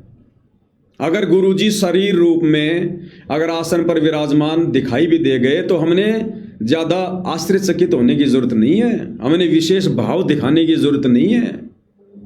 फिर तो हम गुरुजी को शब्द रूप में कम और शरीर रूप में ज्यादा महत्व दे रहे हैं। जो दिखाई दे गए तो हम सावधान हो गए, और नहीं दिखाई दे रहे थे शब्द रूप में तो हम नॉर्मली सब कुछ कर रहे थे। तो भाई और बहनों, जिन आत्माओं ने सतलोक जाना है उनको पूरी तरह से तैयार होना पड़ेगा। अपने गुरु को शब्द रूप में ही मानना पड़ेगा और अपने साथ मानना पड़ेगा। वो गुरुदेव की मौज, गुरुदेव की मर्जी, वो क्षण भर में शब्द रूप में भी आ जाएंगे, क्षण भर में शरीर रूप में भी दिखाई दे जाएंगे। हमारे लिए तो दोनों रूप एक जैसे हैं, सेम हैं। हमने ज्यादा आश्चर्यचकित होने की आवश्यकता नहीं है। अगर कभी परमात्मा ऐसा भी कोई चमत्कार कर दे तो ध्यान रख लेना।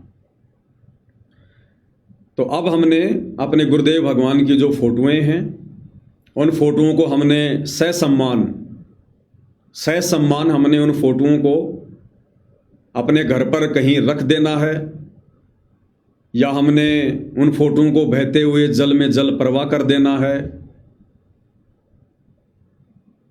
केवल एक फोटो रख लो अपने दरबार में, केवल एक फोटो रख लो कहीं भी, लेकिन गुरुदेव के बेड पर मत रखो, गुरुदेव के आसन पर मत रखो। दर्शन के लिए एक फोटो कहीं भी रख लो, एक फोटो अपनी रसोई में रख लो, जहाँ पर आप जी भोजन भंडारा बनाते हो। एक फ़ोटो अपने दरबार में कहीं कोई दीवार पर, कहीं कोई टेबल पे रख लो, कोई दिक्कत नहीं है। लेकिन जहाँ हमारा पूजा स्थल है, जहाँ हमारा दरबार है, जहाँ गुरुदेव का आसन लगा हुआ है, जहाँ गुरुदेव का बेड लगा हुआ है, उस बेड के ऊपर, उस दरबार साहिब में किसी प्रकार की कोई फ़ोटो हमने गुरुदेव भगवान की नहीं रखनी है। ना तीनों समय की आरती के समय, ना भोग लगाते समय, ना चरण सेवा करते समय हमने गुरुदेव की कोई फ़ोटो आसन पर नहीं रखनी है। केवल आसन आसन लगाएंगे, सिंहासन सिंहासन लगाएंगे, उसके ऊपर हम चवर भी करेंगे, उसके ऊपर हम यदि गर्मी है तो पंखा भी करेंगे। हम गुरुदेव भगवान की 5 दीपक वाली थाल से आरती भी उतारेंगे, उनके सामने भोग रखकर हम उनसे प्रार्थना भी करेंगे। लेकिन अब हम मूर्ति पूजा नहीं करेंगे, क्योंकि हमारे गुरुदेव शब्द स्वरूपी राम हैं और इनका जो असली रूप है वो शब्द है। हम हैं शब्द, शब्द हम माही, हमसे भिन्न और कछु नाही। और शब्द रूप में ही ये परमात्मा हमें यहाँ से सतलोक लेकर जाएंगे। तो हमने अभी से वो रिहर्सल करनी है। हम नित्य नियम में पढ़ते हैं, गरीब ऐसा सतगुरु हम मिल्या, शब्द समाना होए, शब्द समाना होए। यानी हमें ऐसे सतगुरुदेव भगवान मिले हैं जिनका शब्द रूप है। तो भाई और बहनों, फिर फोटो की क्या आवश्यकता है? अब हमने इन आंखों से देखकर भक्ति नहीं बनानी है। अब हमने अंतर आत्मा की आंखों से, सुरती की आंखों से, अब हमने ध्यान से अपने गुरुदेव के दर्शन करने हैं। जैसे अब हम फोटो को हटाकर गुरुदेव भगवान का आसन लगाकर गुरुदेव से घुटने टेक कर प्रार्थना करेंगे कि हे गुरुदेव भगवान, अपने इस दास को, अपनी दासी को संध्या आरती का लाभ दीजिए परमपिता परमेश्वर। हे मालिक, आप जी का आसन तैयार है, आप जी विराजमान होइए गुरुदेव भगवान। और उसके बाद भाई और बहनों, जैसा दास का अनुभव है, उसके बाद जब हम चाहे गुरुदेव पर चवर करेंगे, या हम पूज्य गुरुदेव भगवान पर पंखा करेंगे, या हम गुरुदेव भगवान की 5 दीपक वाली थाल से आरती उतारेंगे। अब भाई और बहनों, ऑटोमेटिक, क्योंकि ये प्रोसीजर मुझ पवन दास की नहीं है, पवन दास तो केवल एक निमित्त है, ये समय समय पर परमात्मा ही लागू करवाता है। तो अब वो समय आ गया, हमारी जो स्टेज है अब गुरु को शब्द रूप में पूजने के योग्य हो चुकी है। अब शब्द रूप में पूजने के योग्य हो चुकी है। तो संदेशा परमात्मा ही दिलवा रहे हैं, और ये उन्हीं आत्माओं के गले उतरेगा जो आत्माएं अभी अधिकारी हैं, जिनका आत्माओं को परमात्मा लगातार तैयार कर रहे हैं।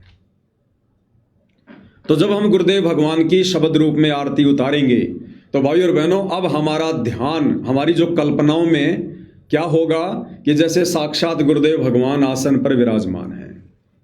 भले हमें इन आंखों से दिखाई नहीं दे रहे, लेकिन मन की आंखों से, दिल की आंखों से, हृदय की आंखों से जब तक हम वो आरती करेंगे, जितनी भी देर की आरती है, आधा घंटा, 1 घंटा, 16 मिनट, आप देख लेना भाई और बहनों। अगर मान लीजिए हम सुबह का नित्य नियम कर रहे हैं, सुबह का नित्य नियम तकरीबन हमारा 1 घंटे तक चलता है। 1 घंटे में भाई और बहनों, दास ने पिछले 4-5 दिनों में जो अनुभव किया है, मुश्किल से 2 मिनट बीच बीच का समय निकाल के, मुश्किल से 2 मिनट यदि मेरा ध्यान कहीं गया हो इधर उधर की बातों पर और कहीं पर, तो बात अलग है। बाकी 58 मिनट मेरा ध्यान आसन के ऊपर टिका रहा, और जो हृदय की आंखें हैं वो यही देख रही थी कि गुरुदेव भगवान साक्षात विराजमान है। अब वो आप भाई बहनों की अपनी उन कल्पनाओं के ऊपर है, आप किस रूप में अपने गुरुदेव को आसन पर विराजमान मान रहे हैं, किन कपड़ों में मान रहे हैं, किस स्थिति में मान रहे हैं। जैसे हम दिन भर में गुरुदेव के बहुत सारे वीडियो देखते हैं, लोगों से मिलते हैं, आशीर्वाद देते हैं, जैसा भी है आप उस रूप में मान सकते हैं कि मेरे गुरुदेव भगवान जो है सफ़ेद शर्ट में और सफ़ेद पैंट में, जैसे आज मैंने गुरुदेव को देखा यूट्यूब पर, लोगों को आशीर्वाद दे रहे थे, पीठ थपथपा रहे थे, तो आप उस रूप की कल्पना कर सकते हैं कि उस रूप में, उन कपड़ों में मेरे पूज्य गुरुदेव भगवान सामने आसन पर विराजमान हैं और मुझे आशीर्वाद दे रहे हैं। परमेश्वर इस मुद्रा में मुझे आशीर्वाद दे रहे हैं। आप ये कल्पना कर सकते हैं कि मेरे पूज्य गुरुदेव भगवान जो है वो कुर्ते पायजामे में बैठे हैं, आप ये कल्पना कर सकते हैं कि मेरे पूज्य गुरुदेव भगवान सामने सिंहासन पर जो है मुकुट धारण करके बैठे हुए हैं। आप कैसे भी कल्पना कर सकते हैं। उसी कल्पना में परमात्मा आपको सामने हृदय वाली आंखों से बैठे हुए दिखाई देंगे। तो ये क्या है भाइयों और बहनों, ये है असल में सार शब्द। ये है सार शब्द। सार शब्द क्या होता है? सार शब्द को जाप थोड़ी है, कोई मंत्र थोड़ी है। सार शब्द का मतलब होता है हर समय अपने भगवान का चिंतन।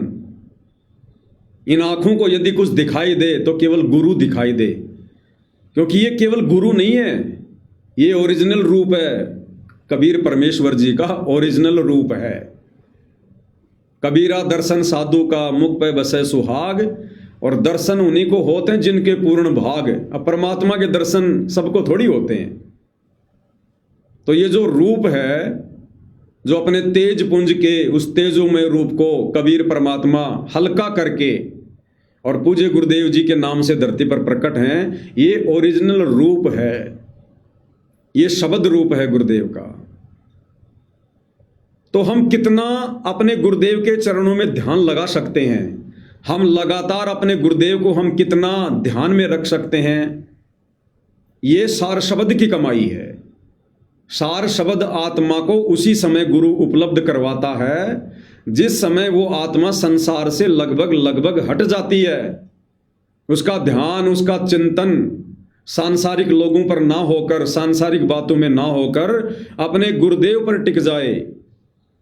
तो हम कितना सुरती लगा सकते हैं गुरुदेव में, हम कितना ध्यान लगा सकते हैं, हम कितनी सुरती टिका के रख सकते हैं।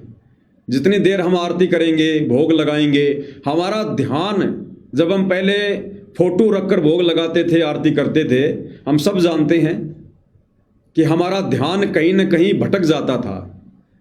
सामने हम थाली भी घुमा रहे हैं, सामने फोटो भी रखी है, और इधर उधर की बातों में हमारा दिमाग दौड़ जाता था। कहीं और की बातें, कोई और जगह के बारे में हम सोचने लग जाते थे। तो अब क्या होगा भाई और बहनों, प्रोसीजर धीरे धीरे आगे बढ़ती है। पहले परमात्मा ने हम जिस प्रकार से ऑडियो वीडियो में आरती किया करते थे, मालिक ने वो प्रोसीजर हमारी छुड़वाई, क्योंकि उसमें तो हमारा 5% ध्यान भी नहीं लगता था। फिर परमात्मा ने दया करी कि भाई भक्ति बोध हाथ में लेके पाठ करो और अपने मालिक के दरबार में खड़े होकर या बैठकर जैसे भी है आरती करो। तो उसमें हमारा ध्यान लगने लगा, उसमें हमारा 50% ध्यान हमारा परमात्मा में लगने लगा, क्योंकि हम शब्द पढ़ रहे थे। और शब्द किसके हैं? परमात्मा के। तो शब्दों पर हमारा ध्यान था, हमारी सुरती थी। तो भक्ति बोध पर हमारी सुरती लगी है, मतलब गुरुजी में लगी है। तो परमात्मा ने हमारा ध्यान लगवाया 50%। उसके बाद फिर परमात्मा ने आगे की प्रोसीजर शुरू करवाई कि भाई अब 5 दीपक वाली थाल के साथ में, और जो परमेश्वर को आरती उतारने की जो विधि है, पांति पंच पोहप कर पूजा, देव निरंजन और न दूजा, अब उस विधि से शुरू करो। तो उस विधि से हमारा ध्यान और अधिक लगने लगा, हम संसार की बातों को छोड़ने लगे। लेकिन ये भी कंप्लीट विधि नहीं है, कंप्लीट प्रोसीजर नहीं है। अब हमने उस फोटो को वहां से हटाना पड़ेगा और मूर्ति पूजा हमने त्यागनी पड़ेगी, क्योंकि साक्षात यदि भगवान सामने बैठा है, हम मान रहे हैं कि हमारे गुरुजी शब्द रूप में आसन पर विराजमान है। अगर गुरुजी आसन पर विराजमान नहीं है, मान लो हमारे पूज्य गुरुदेव आसन पर विराजमान नहीं है शब्द रूप में, तो फिर फोटो के आगे थाल घुमाने से क्या फायदा मिलेगा हमें? अगर सामने साक्षात आसन पर गुरुजी शब्द रूप में नहीं है, तो फिर तो हम मूर्ति की पूजा कर रहे हैं। हम गुरु की पूजा कहाँ कर रहे हैं? हम तो फिर मूर्ति की पूजा कर रहे हैं। ध्यान हमारा मूर्ति में है, सामने मूर्ति रखी है, फिर तो हम मूर्ति पूजा कर रहे हैं। और मूर्ति पूजा का तो परमात्मा जी ने खंडन किया है कि पत्थर पूजे हरि मिले। पत्थर को हो चाहे कागज का टुकड़ा को हो, बात एक ही है। जिस समय परमात्मा ने ये वाणी बोली 600 साल पहले, उस समय ये कागज वागज पे, ये प्रिंटिंग प्रेस वगैरह से मूर्तियां वार्तियां नहीं बनाई जाती थी। लोग मिट्टी विट्टी की, लोहे की, चांदी की मूर्तियां बनाया करते थे, या कोई पत्थर की बनाया करते थे। इसलिए परमात्मा ने मूर्ति कहा है कि पत्थर पूजे हरि मिले तो मैं पूजूं पहाड़, इससे तो चाकी भली जो पीस खाए संसार। तो यदि सामने आरती करते समय सतगुरु रामपाल जी भगवान शब्द रूप में विराजमान नहीं है, तो फिर हम मूर्ति पूजा कर रहे हैं, मूर्ति पूजा।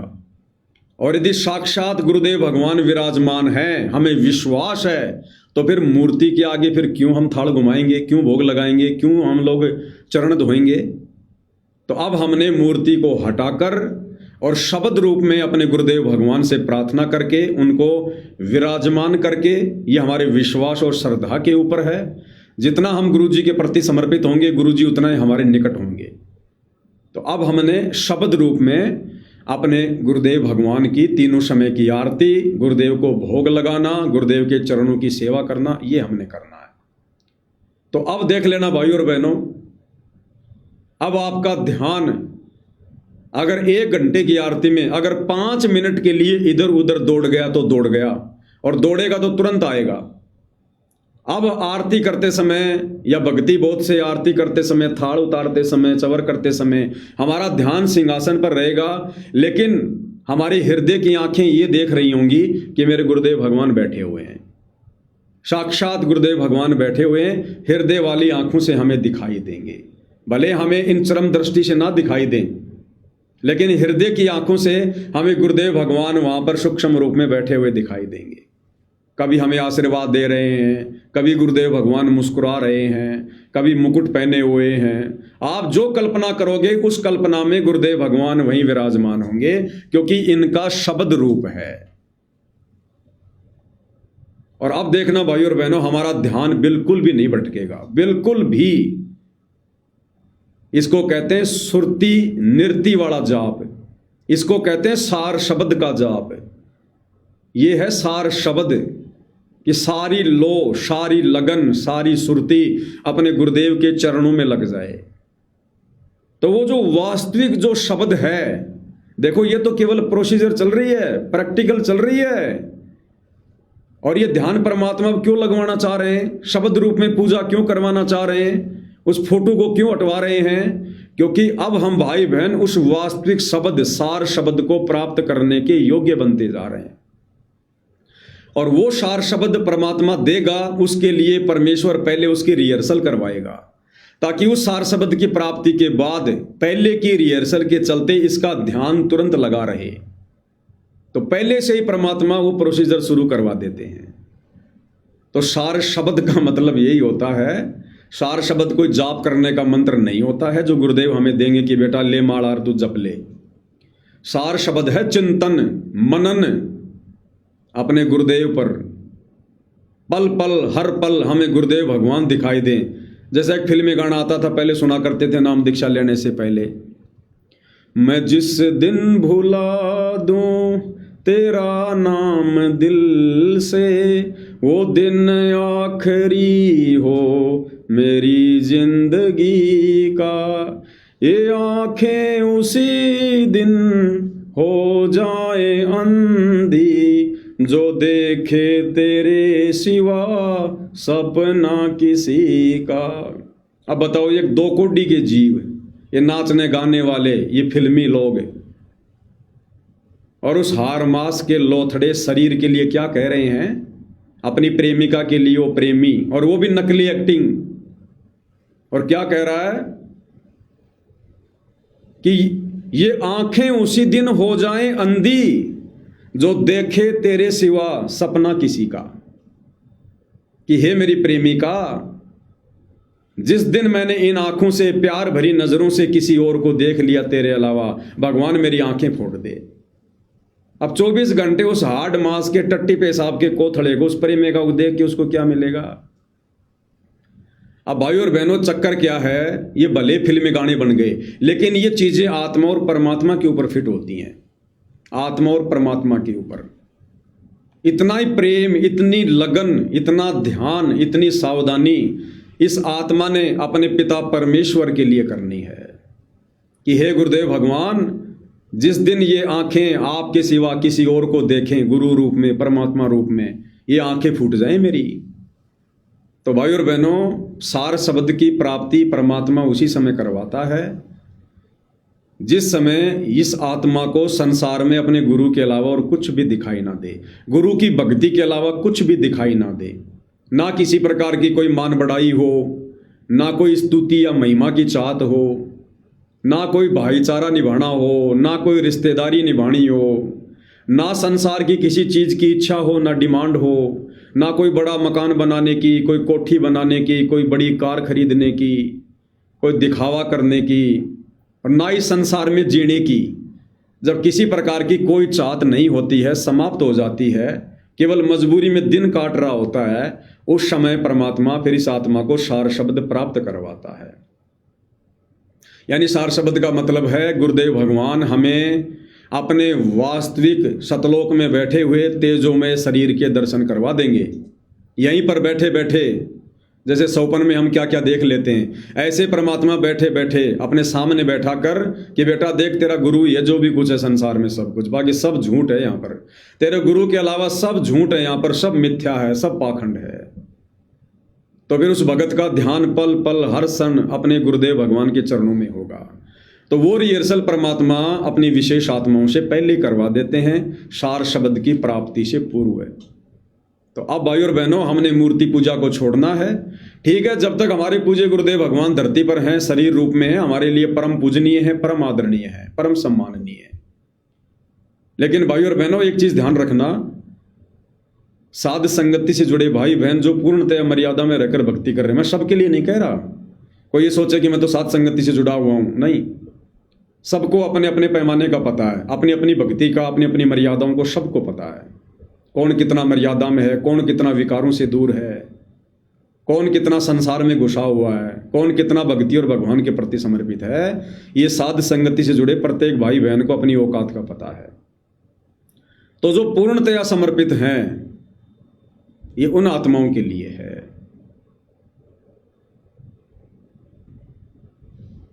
तो दास क्या कहना चाह रहा था?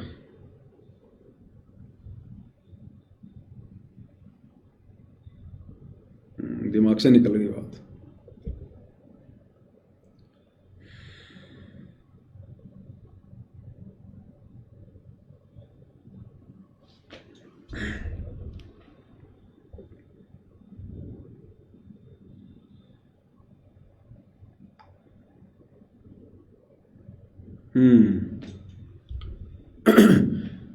तो दास मालिक के आशीर्वाद से यह कहना चाह रहा था, यदि आप पूर्णतया अपने गुरुदेव भगवान के प्रति समर्पित हैं और यदि आपका लक्ष्य केवल सतलोक की प्राप्ति है, बाकी सब आपको फीका फीका सा लग रहा है,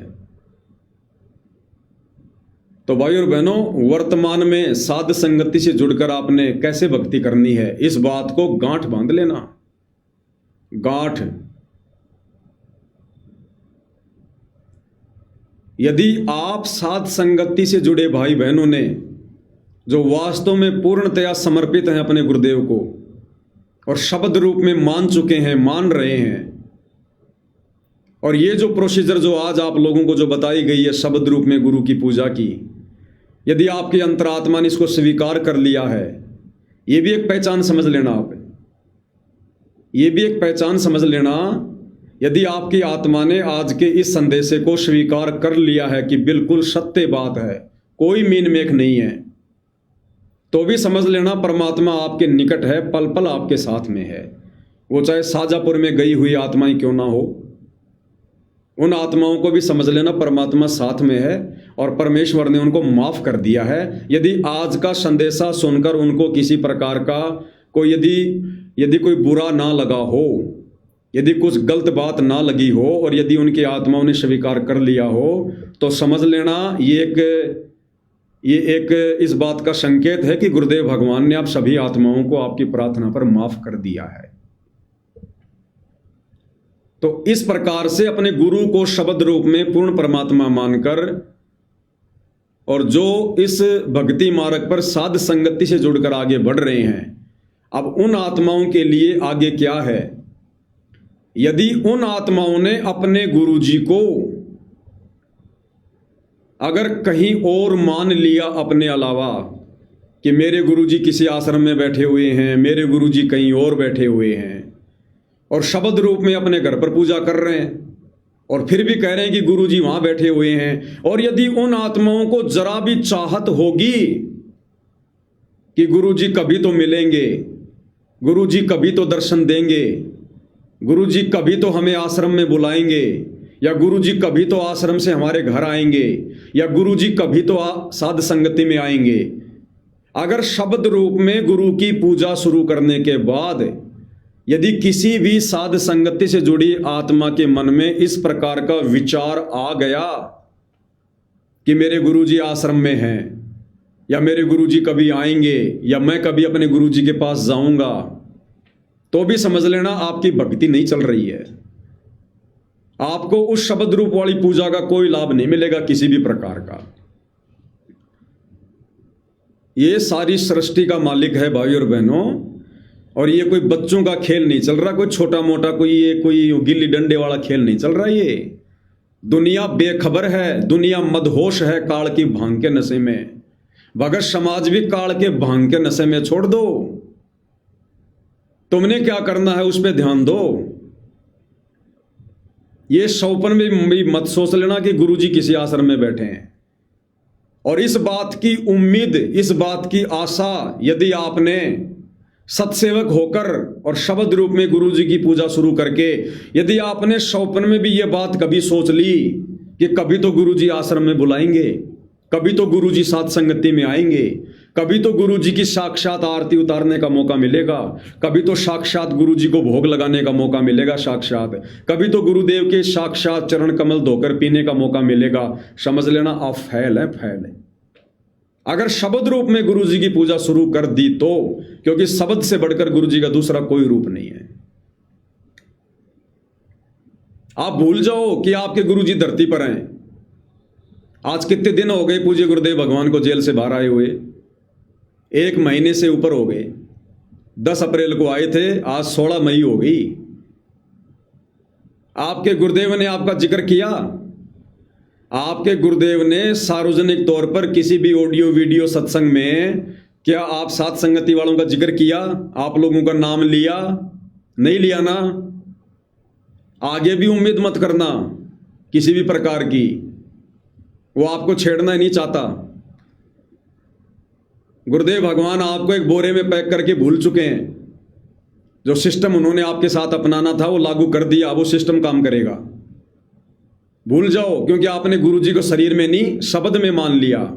और अपने गुरु को शब्द रूप में जानना, पहचानना, मानना, और इस विश्वास के साथ, इतने धैर्य के साथ, इतनी श्रद्धा के साथ जो हम सत्सेवक भाई बहन उनके शब्द रूप में पूजा कर रहे हैं, इस संसार में आपको देखने को नहीं मिलेगा। ये ब्रह्मा विष्णु महेश के बस की बात नहीं है। 21 ब्रह्मांड में किसी के बस की बात नहीं है। जिनके वश की बात थी उनसे परमात्मा ने पूजा शुरू करवा दी है। अब गुरुजी का सिस्टम चल रहा आप और हमारे ऊपर। गुरुजी हमें याद नहीं कर रहे ना बिल्कुल भी। जब तक जेल में थे हर दूसरे तीसरे दिन संदेशे आ रहे थे। अगर जेल से कोई विशेष चर्चा होती थी तो साथ संगति की होती थी। अब क्यों नहीं भाई? अब तो जेल से बाहर हैं, स्वतंत्र हैं, सब कुछ है। जिक्र भी नहीं किया, जिक्र भी। तो आप भाई बहन भी सपने में भी मत सोचना कि कभी मुझे गुरुजी के साक्षात दर्शन हो।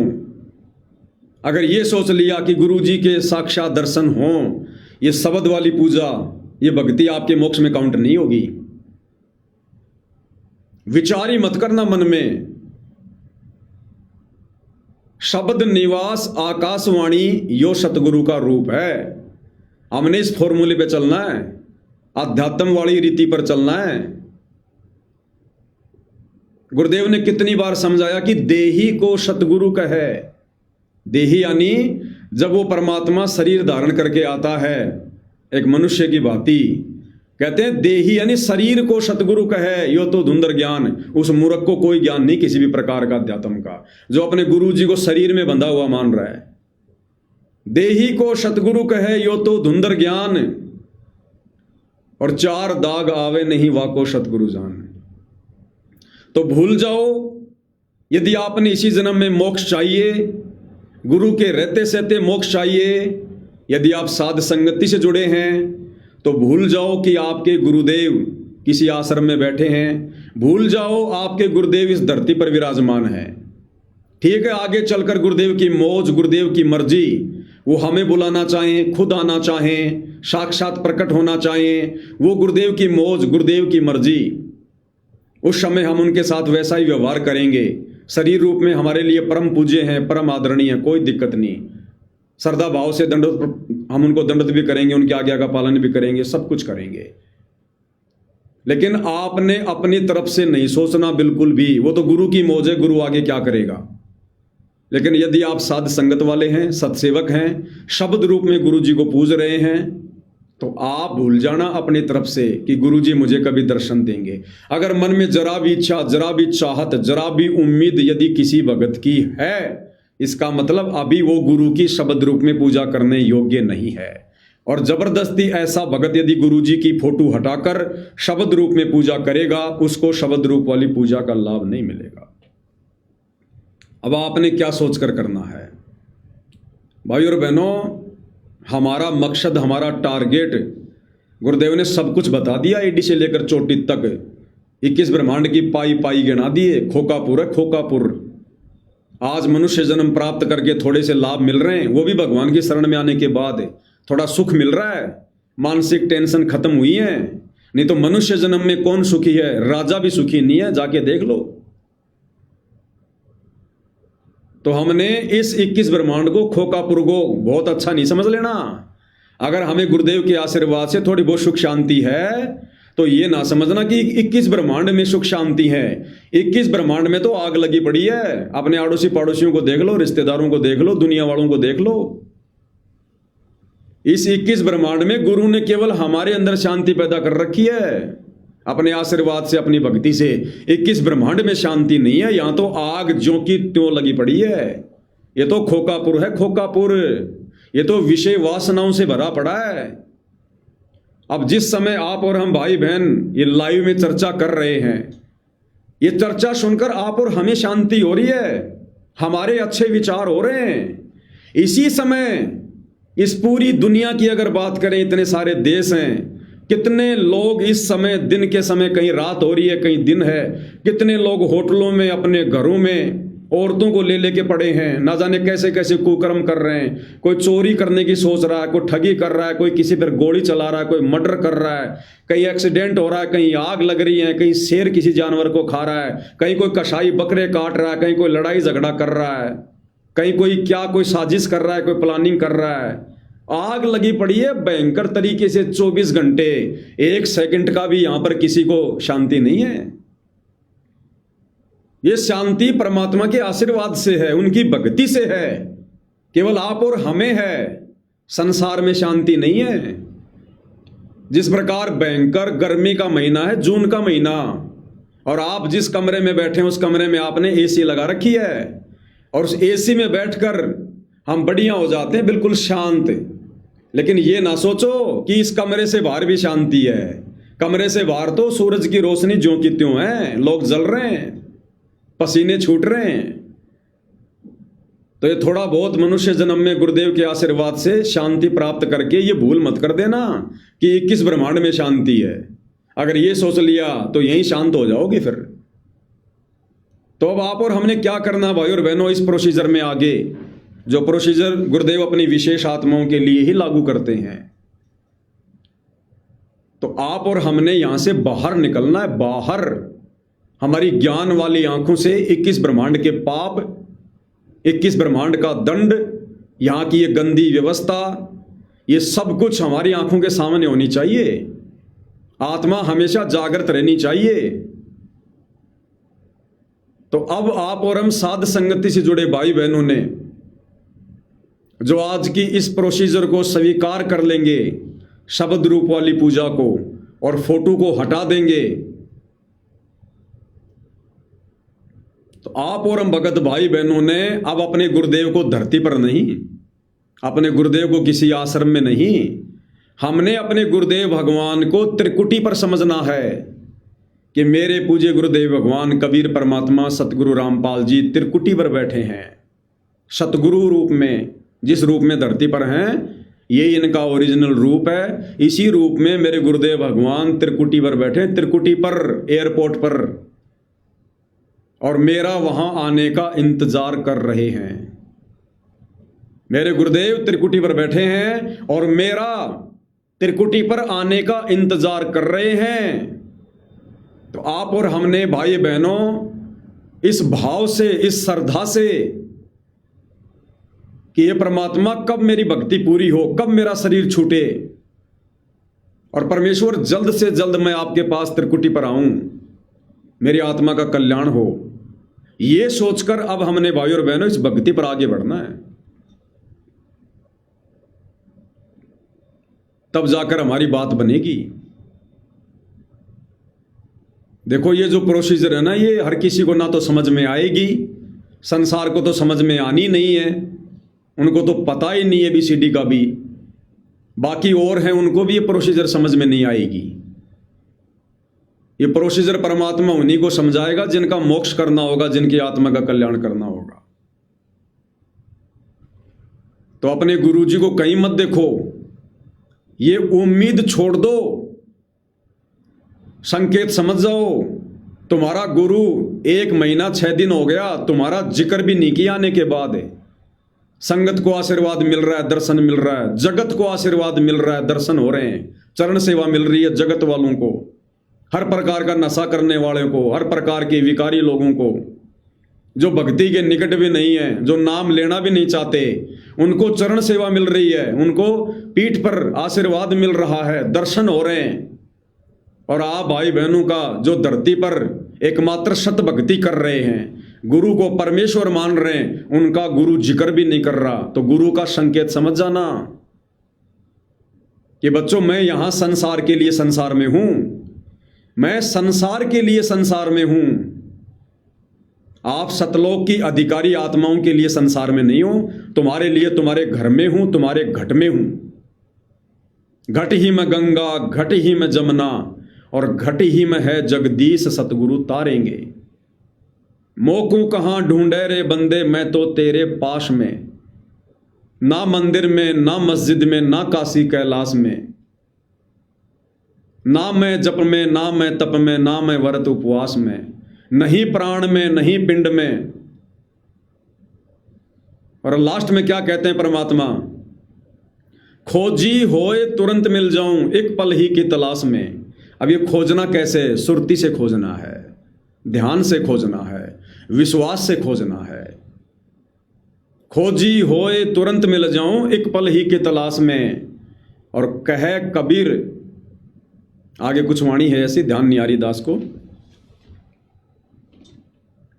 तो कहने का मतलब भाई और बहनों, इस परमात्मा को कहीं मत देखो, अपने सिवा कहीं मत देखो, अपने घर के सिवा कहीं मत देखो, अपने घट के सिवा कहीं मत देखो।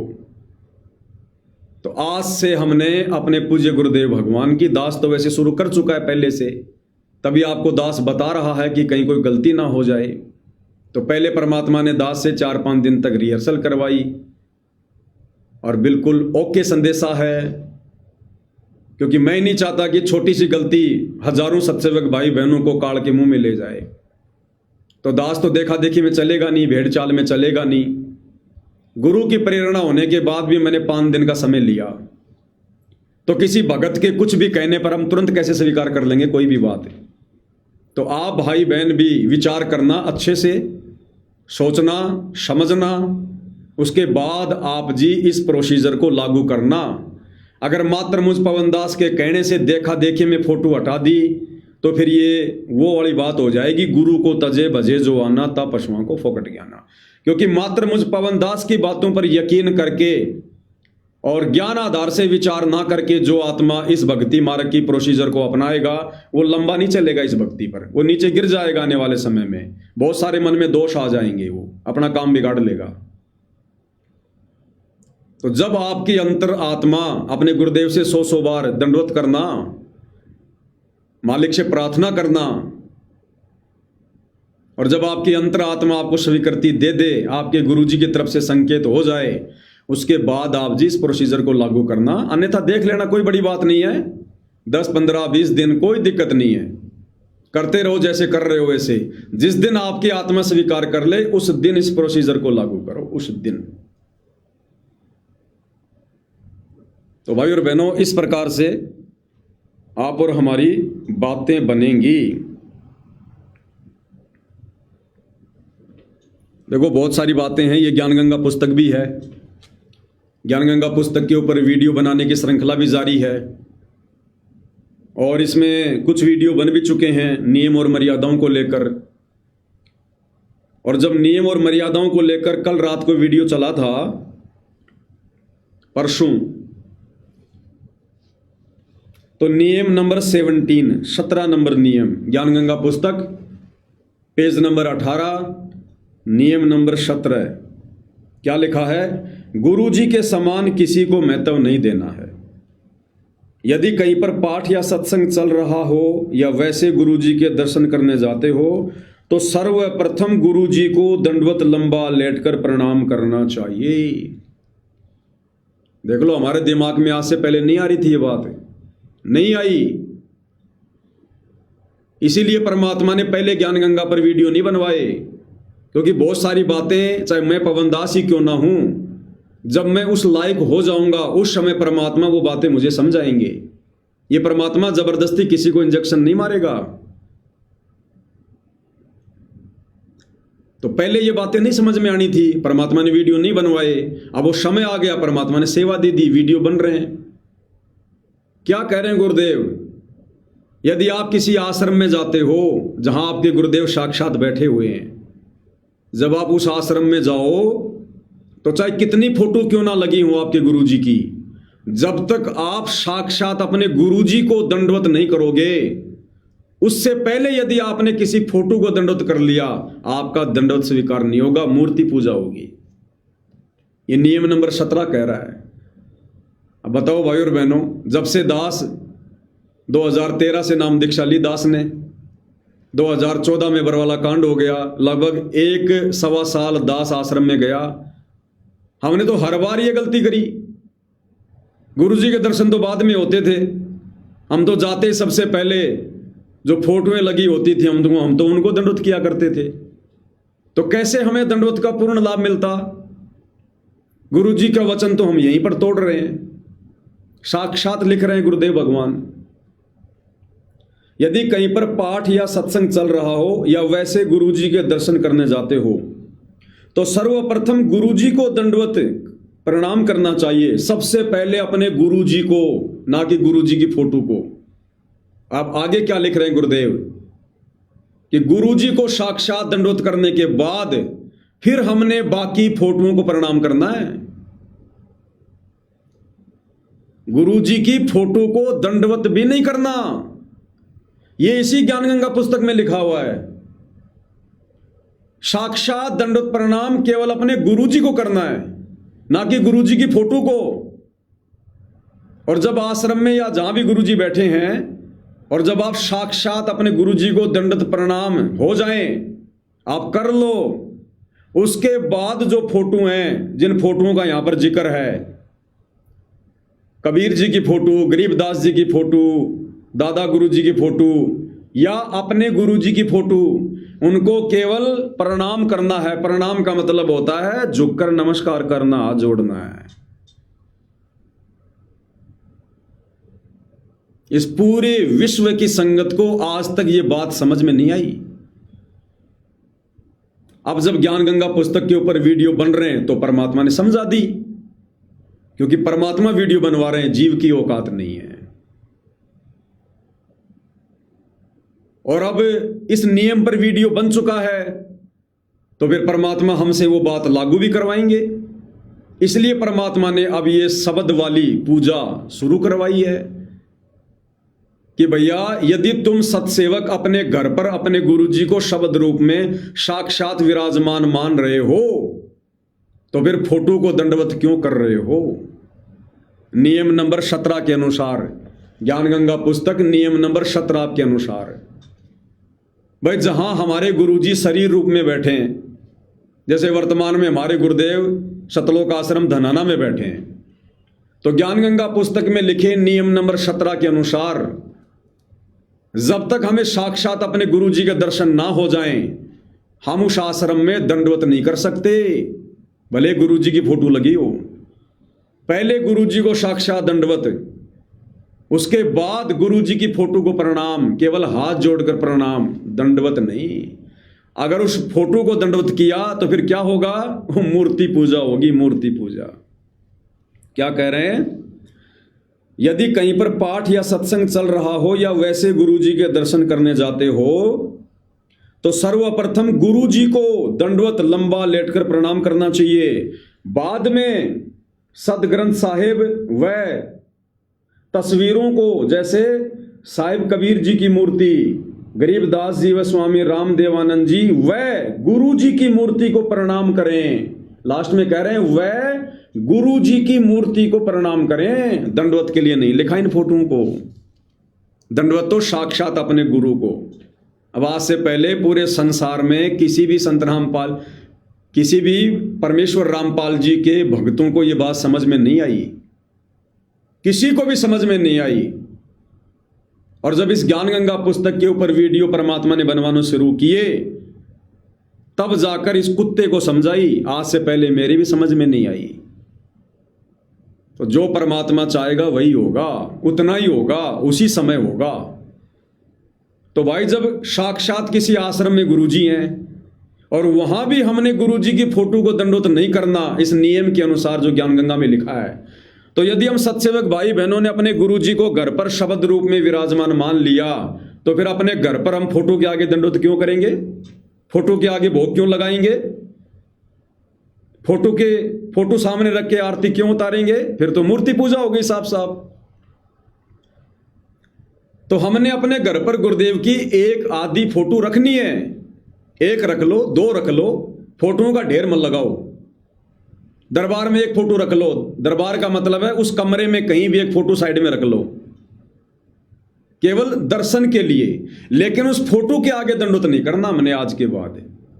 दंडवत तो अपने गुरुजी को दरबार में या बेड पर साक्षात विराजमान मानकर हमने वहीं पर शब्द रूप में उनको दंडवत करना है।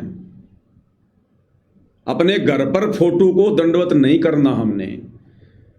किसी भगत भाई के घर पर जाते हो तो हमने फोटो के आगे दंडवत नहीं करना। भगत जी से पूछ लो परमात्मा का दरबार कहाँ है, वो दरबार बता देगा। और सत्सेवक होगा तो उसके दरबार में भी फोटो नहीं मिलेगी जहां गुरुजी विराजमान है। तो हमने गुरुदेव को शब्द रूप में विराजमान करके और जो प्रोसीजर है दंडवत करने की मंत्र जाप करते हुए वो ही करना है।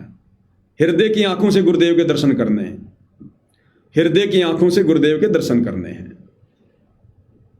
तो ये है भाई और बहनों शब्द की पूजा, शब्द पूजा, क्योंकि परमात्मा का शब्द ही रूप है।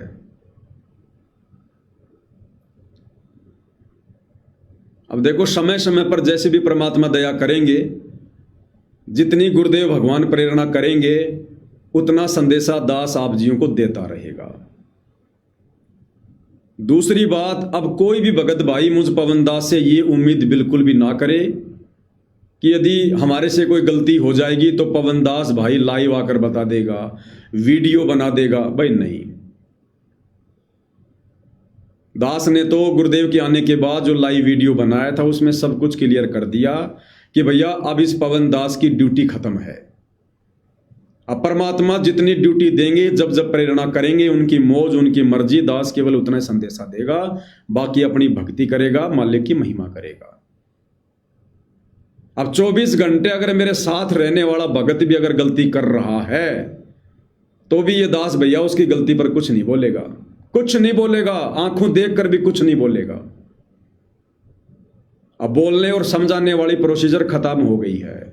अब हम बालक नहीं हैं जो उंगली पकड़कर A for apple, B for ball समझाया जाएगा।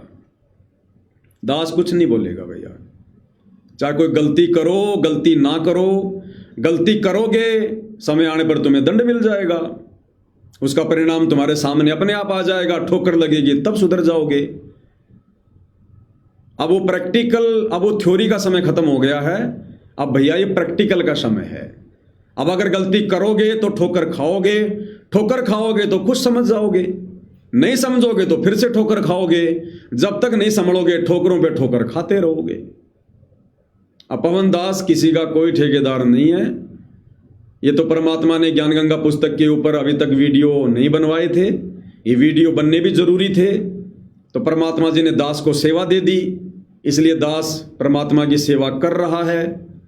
अन्यथा भाई और बहनों, आप देख रहे होंगे पिछले 1 महीने से दास किसी को कुछ नहीं कह रहा। ना दास कोई किसी प्रकार की ग्रुपों में कोई फालतू की पोस्टें वास्टें डालता है, ना कोई फेसबुक पर कोई पोस्ट डालता है, ना इस प्रकार का कोई वीडियो वायरल करता है। कुछ नहीं कर रहा दास। मैं तो अपने द्वारा बनाए गए पहले वाले वीडियो भी वायरल नहीं कर रहा। ज्ञान गंगा पुस्तक पर वीडियो, साथ में अपनी भक्ति परमात्मा की जितनी परमात्मा करवा रहे हैं। ना फालतू में कहीं आना, ना फालतू में कहीं जाना। जब गुरुदेव भगवान का सिंहासन बन के तैयार हो जाएगा, उसके बाद परमेश्वर की सिंहासन पर भी शब्द रूप में ही पूजा होगी उसी प्रकार से। और सिंहासन बन जाएगा तो हमने ये उम्मीद नहीं करनी कि गुरुजी कभी सिंहासन पर आकर बैठेंगे। अब नहीं करनी। जिस समय हम सिंहासन बनवाने की सोच रहे थे उस समय विचार अलग थे, क्योंकि परमात्मा किस क्षण क्या विचार बदल दे, क्या नई प्रोसीजर लागू करवा दे, किसी को कोई पता नहीं। तो सिंहासन का तो ऑर्डर दे दिया है, वो तो बन के आएगा। अब बन के आएगा तो उस पर मूर्ति नहीं रखी जाएगी, शब्द रूप में गुरुदेव भगवान की पूजा होगी। कभी साक्षात परमात्मा ने दया कर दी तो परमेश्वर जी का सिंहासन है, परमेश्वर जी विराजमान हो जाएंगे। बाकी हमने कोई उम्मीद नहीं करनी कि उस सिंहासन पर गुरु जी बैठेंगे आके, क्योंकि हमने अपने गुरु जी को शरीर में मानना ही नहीं है। वो गुरु जी की मौज है, कब आएंगे कब नहीं आएंगे, बैठेंगे नहीं बैठेंगे। हमारे लिए तो जिस दिन बन के आ जाएगा उसी दिन शब्द रूप में विराजमान हो जाएंगे। तो भाइयों और बहनों, मोटी मोटी बातें दास लास्ट में क्लियर कर देता है। जो भाई बहन साध संगति से जुड़े हुए हैं, जिनका लक्ष्य केवल मोक्ष प्राप्ति है, पूर्णतः अपने गुरुदेव भगवान के प्रति समर्पित हैं, और आज का वीडियो जिनको भली भांति समझ में आ गया है, जिनकी आत्मा ने स्वीकार कर लिया है, उन आत्माओं ने अपने गुरुदेव को धरती पर नहीं समझना है। भले धरती पर हैं, रहेंगे, बहुत सारे काम करेंगे, बहुत सारी लीलाएं करेंगे, लेकिन आप और हमारे लिए नहीं, वो संसार के लिए धरती पर हैं, वो बाकी संगत के लिए धरती पर हैं। ना हमने उम्मीद करने की गुरु जी कभी मेरे घर पर आए या मैं कभी आश्रम में जाऊं। वो बुलाएंगे दौड़ के जाएंगे, नहीं बुलाएंगे हमें कोई दिक्कत नहीं, शब्द रूप में हमारे साथ में। और हमने ये सोचकर डर कर कि मेरे गुरुदेव भगवान त्रिकुटी पर बैठे हैं, सदा बैठे रहते हैं, मेरे परमात्मा त्रिकुटी पर बैठे हैं और मेरे वहां आने का इंतजार कर रहे हैं कि कब मेरी आत्मा पूरी तरह से तैयार होकर मेरे पास आए और मैं इसको विमान में बैठाकर सतलोक के लिए प्रस्थान करूं। तो अब हमने वो जल्दबाजी होनी चाहिए इस बात की कि परमात्मा कब मेरी भक्ति बने। अब आप और हमने इस संसार की व्यवस्थाओं से, संसार की व्यर्थ की जिम्मेदारियों से धीरे धीरे अपना पीछा छुड़वाना है। हमने काम धंधे को बढ़ाना नहीं है, व्यापार बिजनेस को कम करना है, बढ़ाना नहीं है। भगत होकर जो काम धंधा बढ़ाता है वो तो मूर्ख आदमी है, मूर्ख। आदरणीय गरीबदास जी की वाणी है, उत्तम खेती, मध्यम व्यापार और नीच नौकरी करे गवार। क्या कह रहे हैं गरीबदास जी? यदि आपको भक्ति सफल करनी है तो पेट पोषण के लिए काम धंधे भी क्या हैं? उत्तम खेती। भगत के लिए सबसे बढ़िया जो व्यवसाय है वो है खेती बाड़ी, और मध्यम व्यापार दूसरे नंबर पर है, काम धंधा व्यापार बिजनेस, क्योंकि उसमें टेंशन ज्यादा होगी, उसमें पाप ज्यादा होंगे। और लास्ट में बताया परमात्मा ने, नीच नौकरी, जो नौकरी करता है वो सबसे नीचा बताया परमात्मा ने धंधा पेट पोषण के लिए।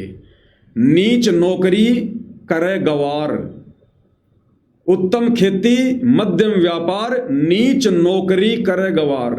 तो नौकरी को तो परमात्मा ने सबसे नीचे स्तर की चीज बताई है। सबसे बढ़िया भगत के लिए खेती बाड़ी। तो भाई और बहनों, बहुत सारी बातें हैं, समय समय पर परमात्मा अगर चाहेंगे, उनकी मौज होगी, उनकी मर्जी होगी, संदेश आप जीवों को देते रहेंगे। बाकी अब हमने अपनी जिम्मेदारियों से धीरे धीरे धीरे धीरे मुक्त होना है, मुक्त। हमने ज्यादा वो हड़बड़ाहट भी नहीं दिखानी, ना कुछ नहीं। दास के पास में तो छोटे भाई के 2 बच्चे रहते हैं, बचपन से रह रहे थे, उनकी माँ तो एक्सपायर हो गई थी, यहीं रह रहे थे। तो भाई का जो लड़का है हेमंत, आप देखते होंगे परमात्मा को भोग लगता है, आरती में देखते होंगे। अब क्या ना भाई और बहनों, बच्चे तो बच्चे हैं, बच्चों की कोई गारंटी नहीं है। जिनको बनी बनाई खीर मिल जाती है ना, वो खीर को फैलाएंगे, खाएंगे कम, फैलाएंगे ज्यादा। ये किसी के बच्चे हो चाहे। जिन परिस्थितियों में डाल के परमात्मा ने आप और हमसे अपनी पहचान करवा दी, जिन परिस्थितियों में पैदा करके ढालकर गुरुदेव ने भक्ति के प्रति आप और हमें सचेत कर दिया, रुचि पैदा कर दी, वो आप उम्मीद मत करना कि आपके बच्चों में भी वैसी हो जाएगी। हो गई तो बहुत अच्छी बात है, उनका भाग्य, उनके संस्कार है, बाकी उम्मीद मत करना। आप केवल अपनी जिम्मेदारी तक सीमित रहो।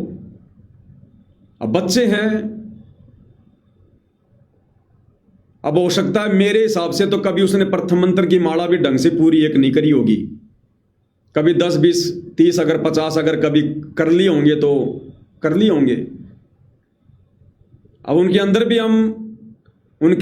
भी हम जो है घुस के नहीं देख सकते। कह सकते हैं दबाव का मार्ग नहीं है, मार पिटाई का मार्ग नहीं है। छोटा बच्चा हो तो चलो थोड़ा बहुत धमका दे, मार पिटाई कर दे, अब तो वो मेरे से भी लंबे हो रहे हैं।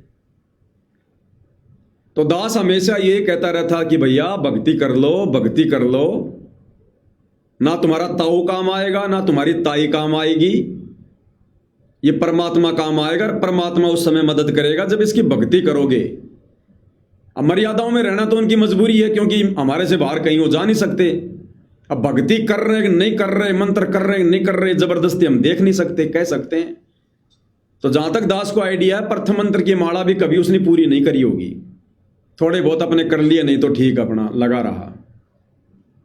और दास हमेशा से कहता रहता था भैया भक्ति कर ले। अब कल पता नहीं कैसे उसका पैर फिसला, दास तो इधर लाइव आ रहा था, पीछे से पता नहीं कैसे उसका पैर फिसला और दीवार से लगा कोने पे टाइल के, और तकरीबन पाव भर खून उसका खोपड़ी का निकल गया। और घरवाले ले गए, फिर उसको पीछे जो भी थे बाइक पर बैठाकर उसकी पट्टी वट्टी ले आए, उसकी करवा के, खोपड़ी की फूट गई। दास घर पे आया, दास को पता चला कि ऐसे ऐसे उसका सिर फूट गया। तो भाई और बहनों, दास को तो कुछ ही नहीं महसूस हुआ, कुछ भी। मर जाता तो भी कुछ महसूस नहीं होता, चाहे वो मरता चाहे मेरा खुद का लड़का मरता, दास को तो कोई किसी प्रकार का महसूस नहीं। क्योंकि भैया मैंने अपनी आत्मा को देखना है, बाकी तो मैं मजबूरी में जिम्मेदारी निभा रहा हूं, वो तो बेगार समझो एक प्रकार की। अरे भैया जब साक्षात दरबार में वहीं पर पैर फिसल गया और खोपड़ी फट गई, और साक्षात दरबार में विराजमान मेरा बाप कुछ नहीं कह रहा, उसने कोई बचाव नहीं किया, तो मैं चिंता करके क्या बचाव कर लूंगा? बचाव होगा भक्ति से। ये इस प्रकार की घटनाएं ये साबित करती हैं कि मर्यादा तोड़कर या भक्ति में गफलत करके, चाहे अपने गुरुजी की गोद में बैठा रहना, काल वहां भी अपना दाव खेल देगा, वहां भी चोट मार देगा। परमात्मा किसी का सगा नहीं है। तो कहने का मतलब भाई और बहनों, आप और हमने इन व्यर्थ की जिम्मेदारियों से कि बेटी की शादी करनी है, बेटे की शादी करनी है, ये करना है, मकान बनाना है, आप और हमने कुछ नहीं बनाना।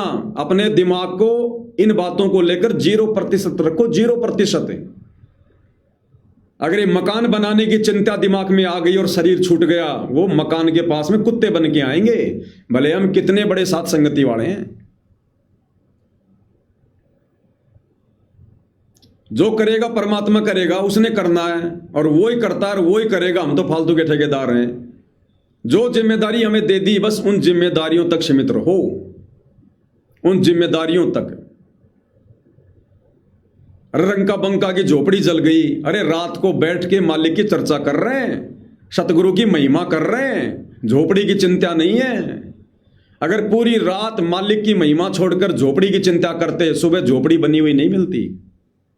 अब ये सारी बातें आप लोगों को भाई और बहनों समझा दी गई हैं। अब हमने उन तमाम चीजों को अपने भक्ति वाले जीवन में लागू करके आगे बढ़ना है। तो कहने का मतलब है, अब भाई और बहनों, किसी भी प्रकार की कोई भी सत्सेवक भाई बहन जो अपने आप को सत्सेवक कह सकता है अपनी अंतरात्मा से, अब इस बात की उम्मीद मत करना कि मेरे लिए गुरुजी धरती पर हैं।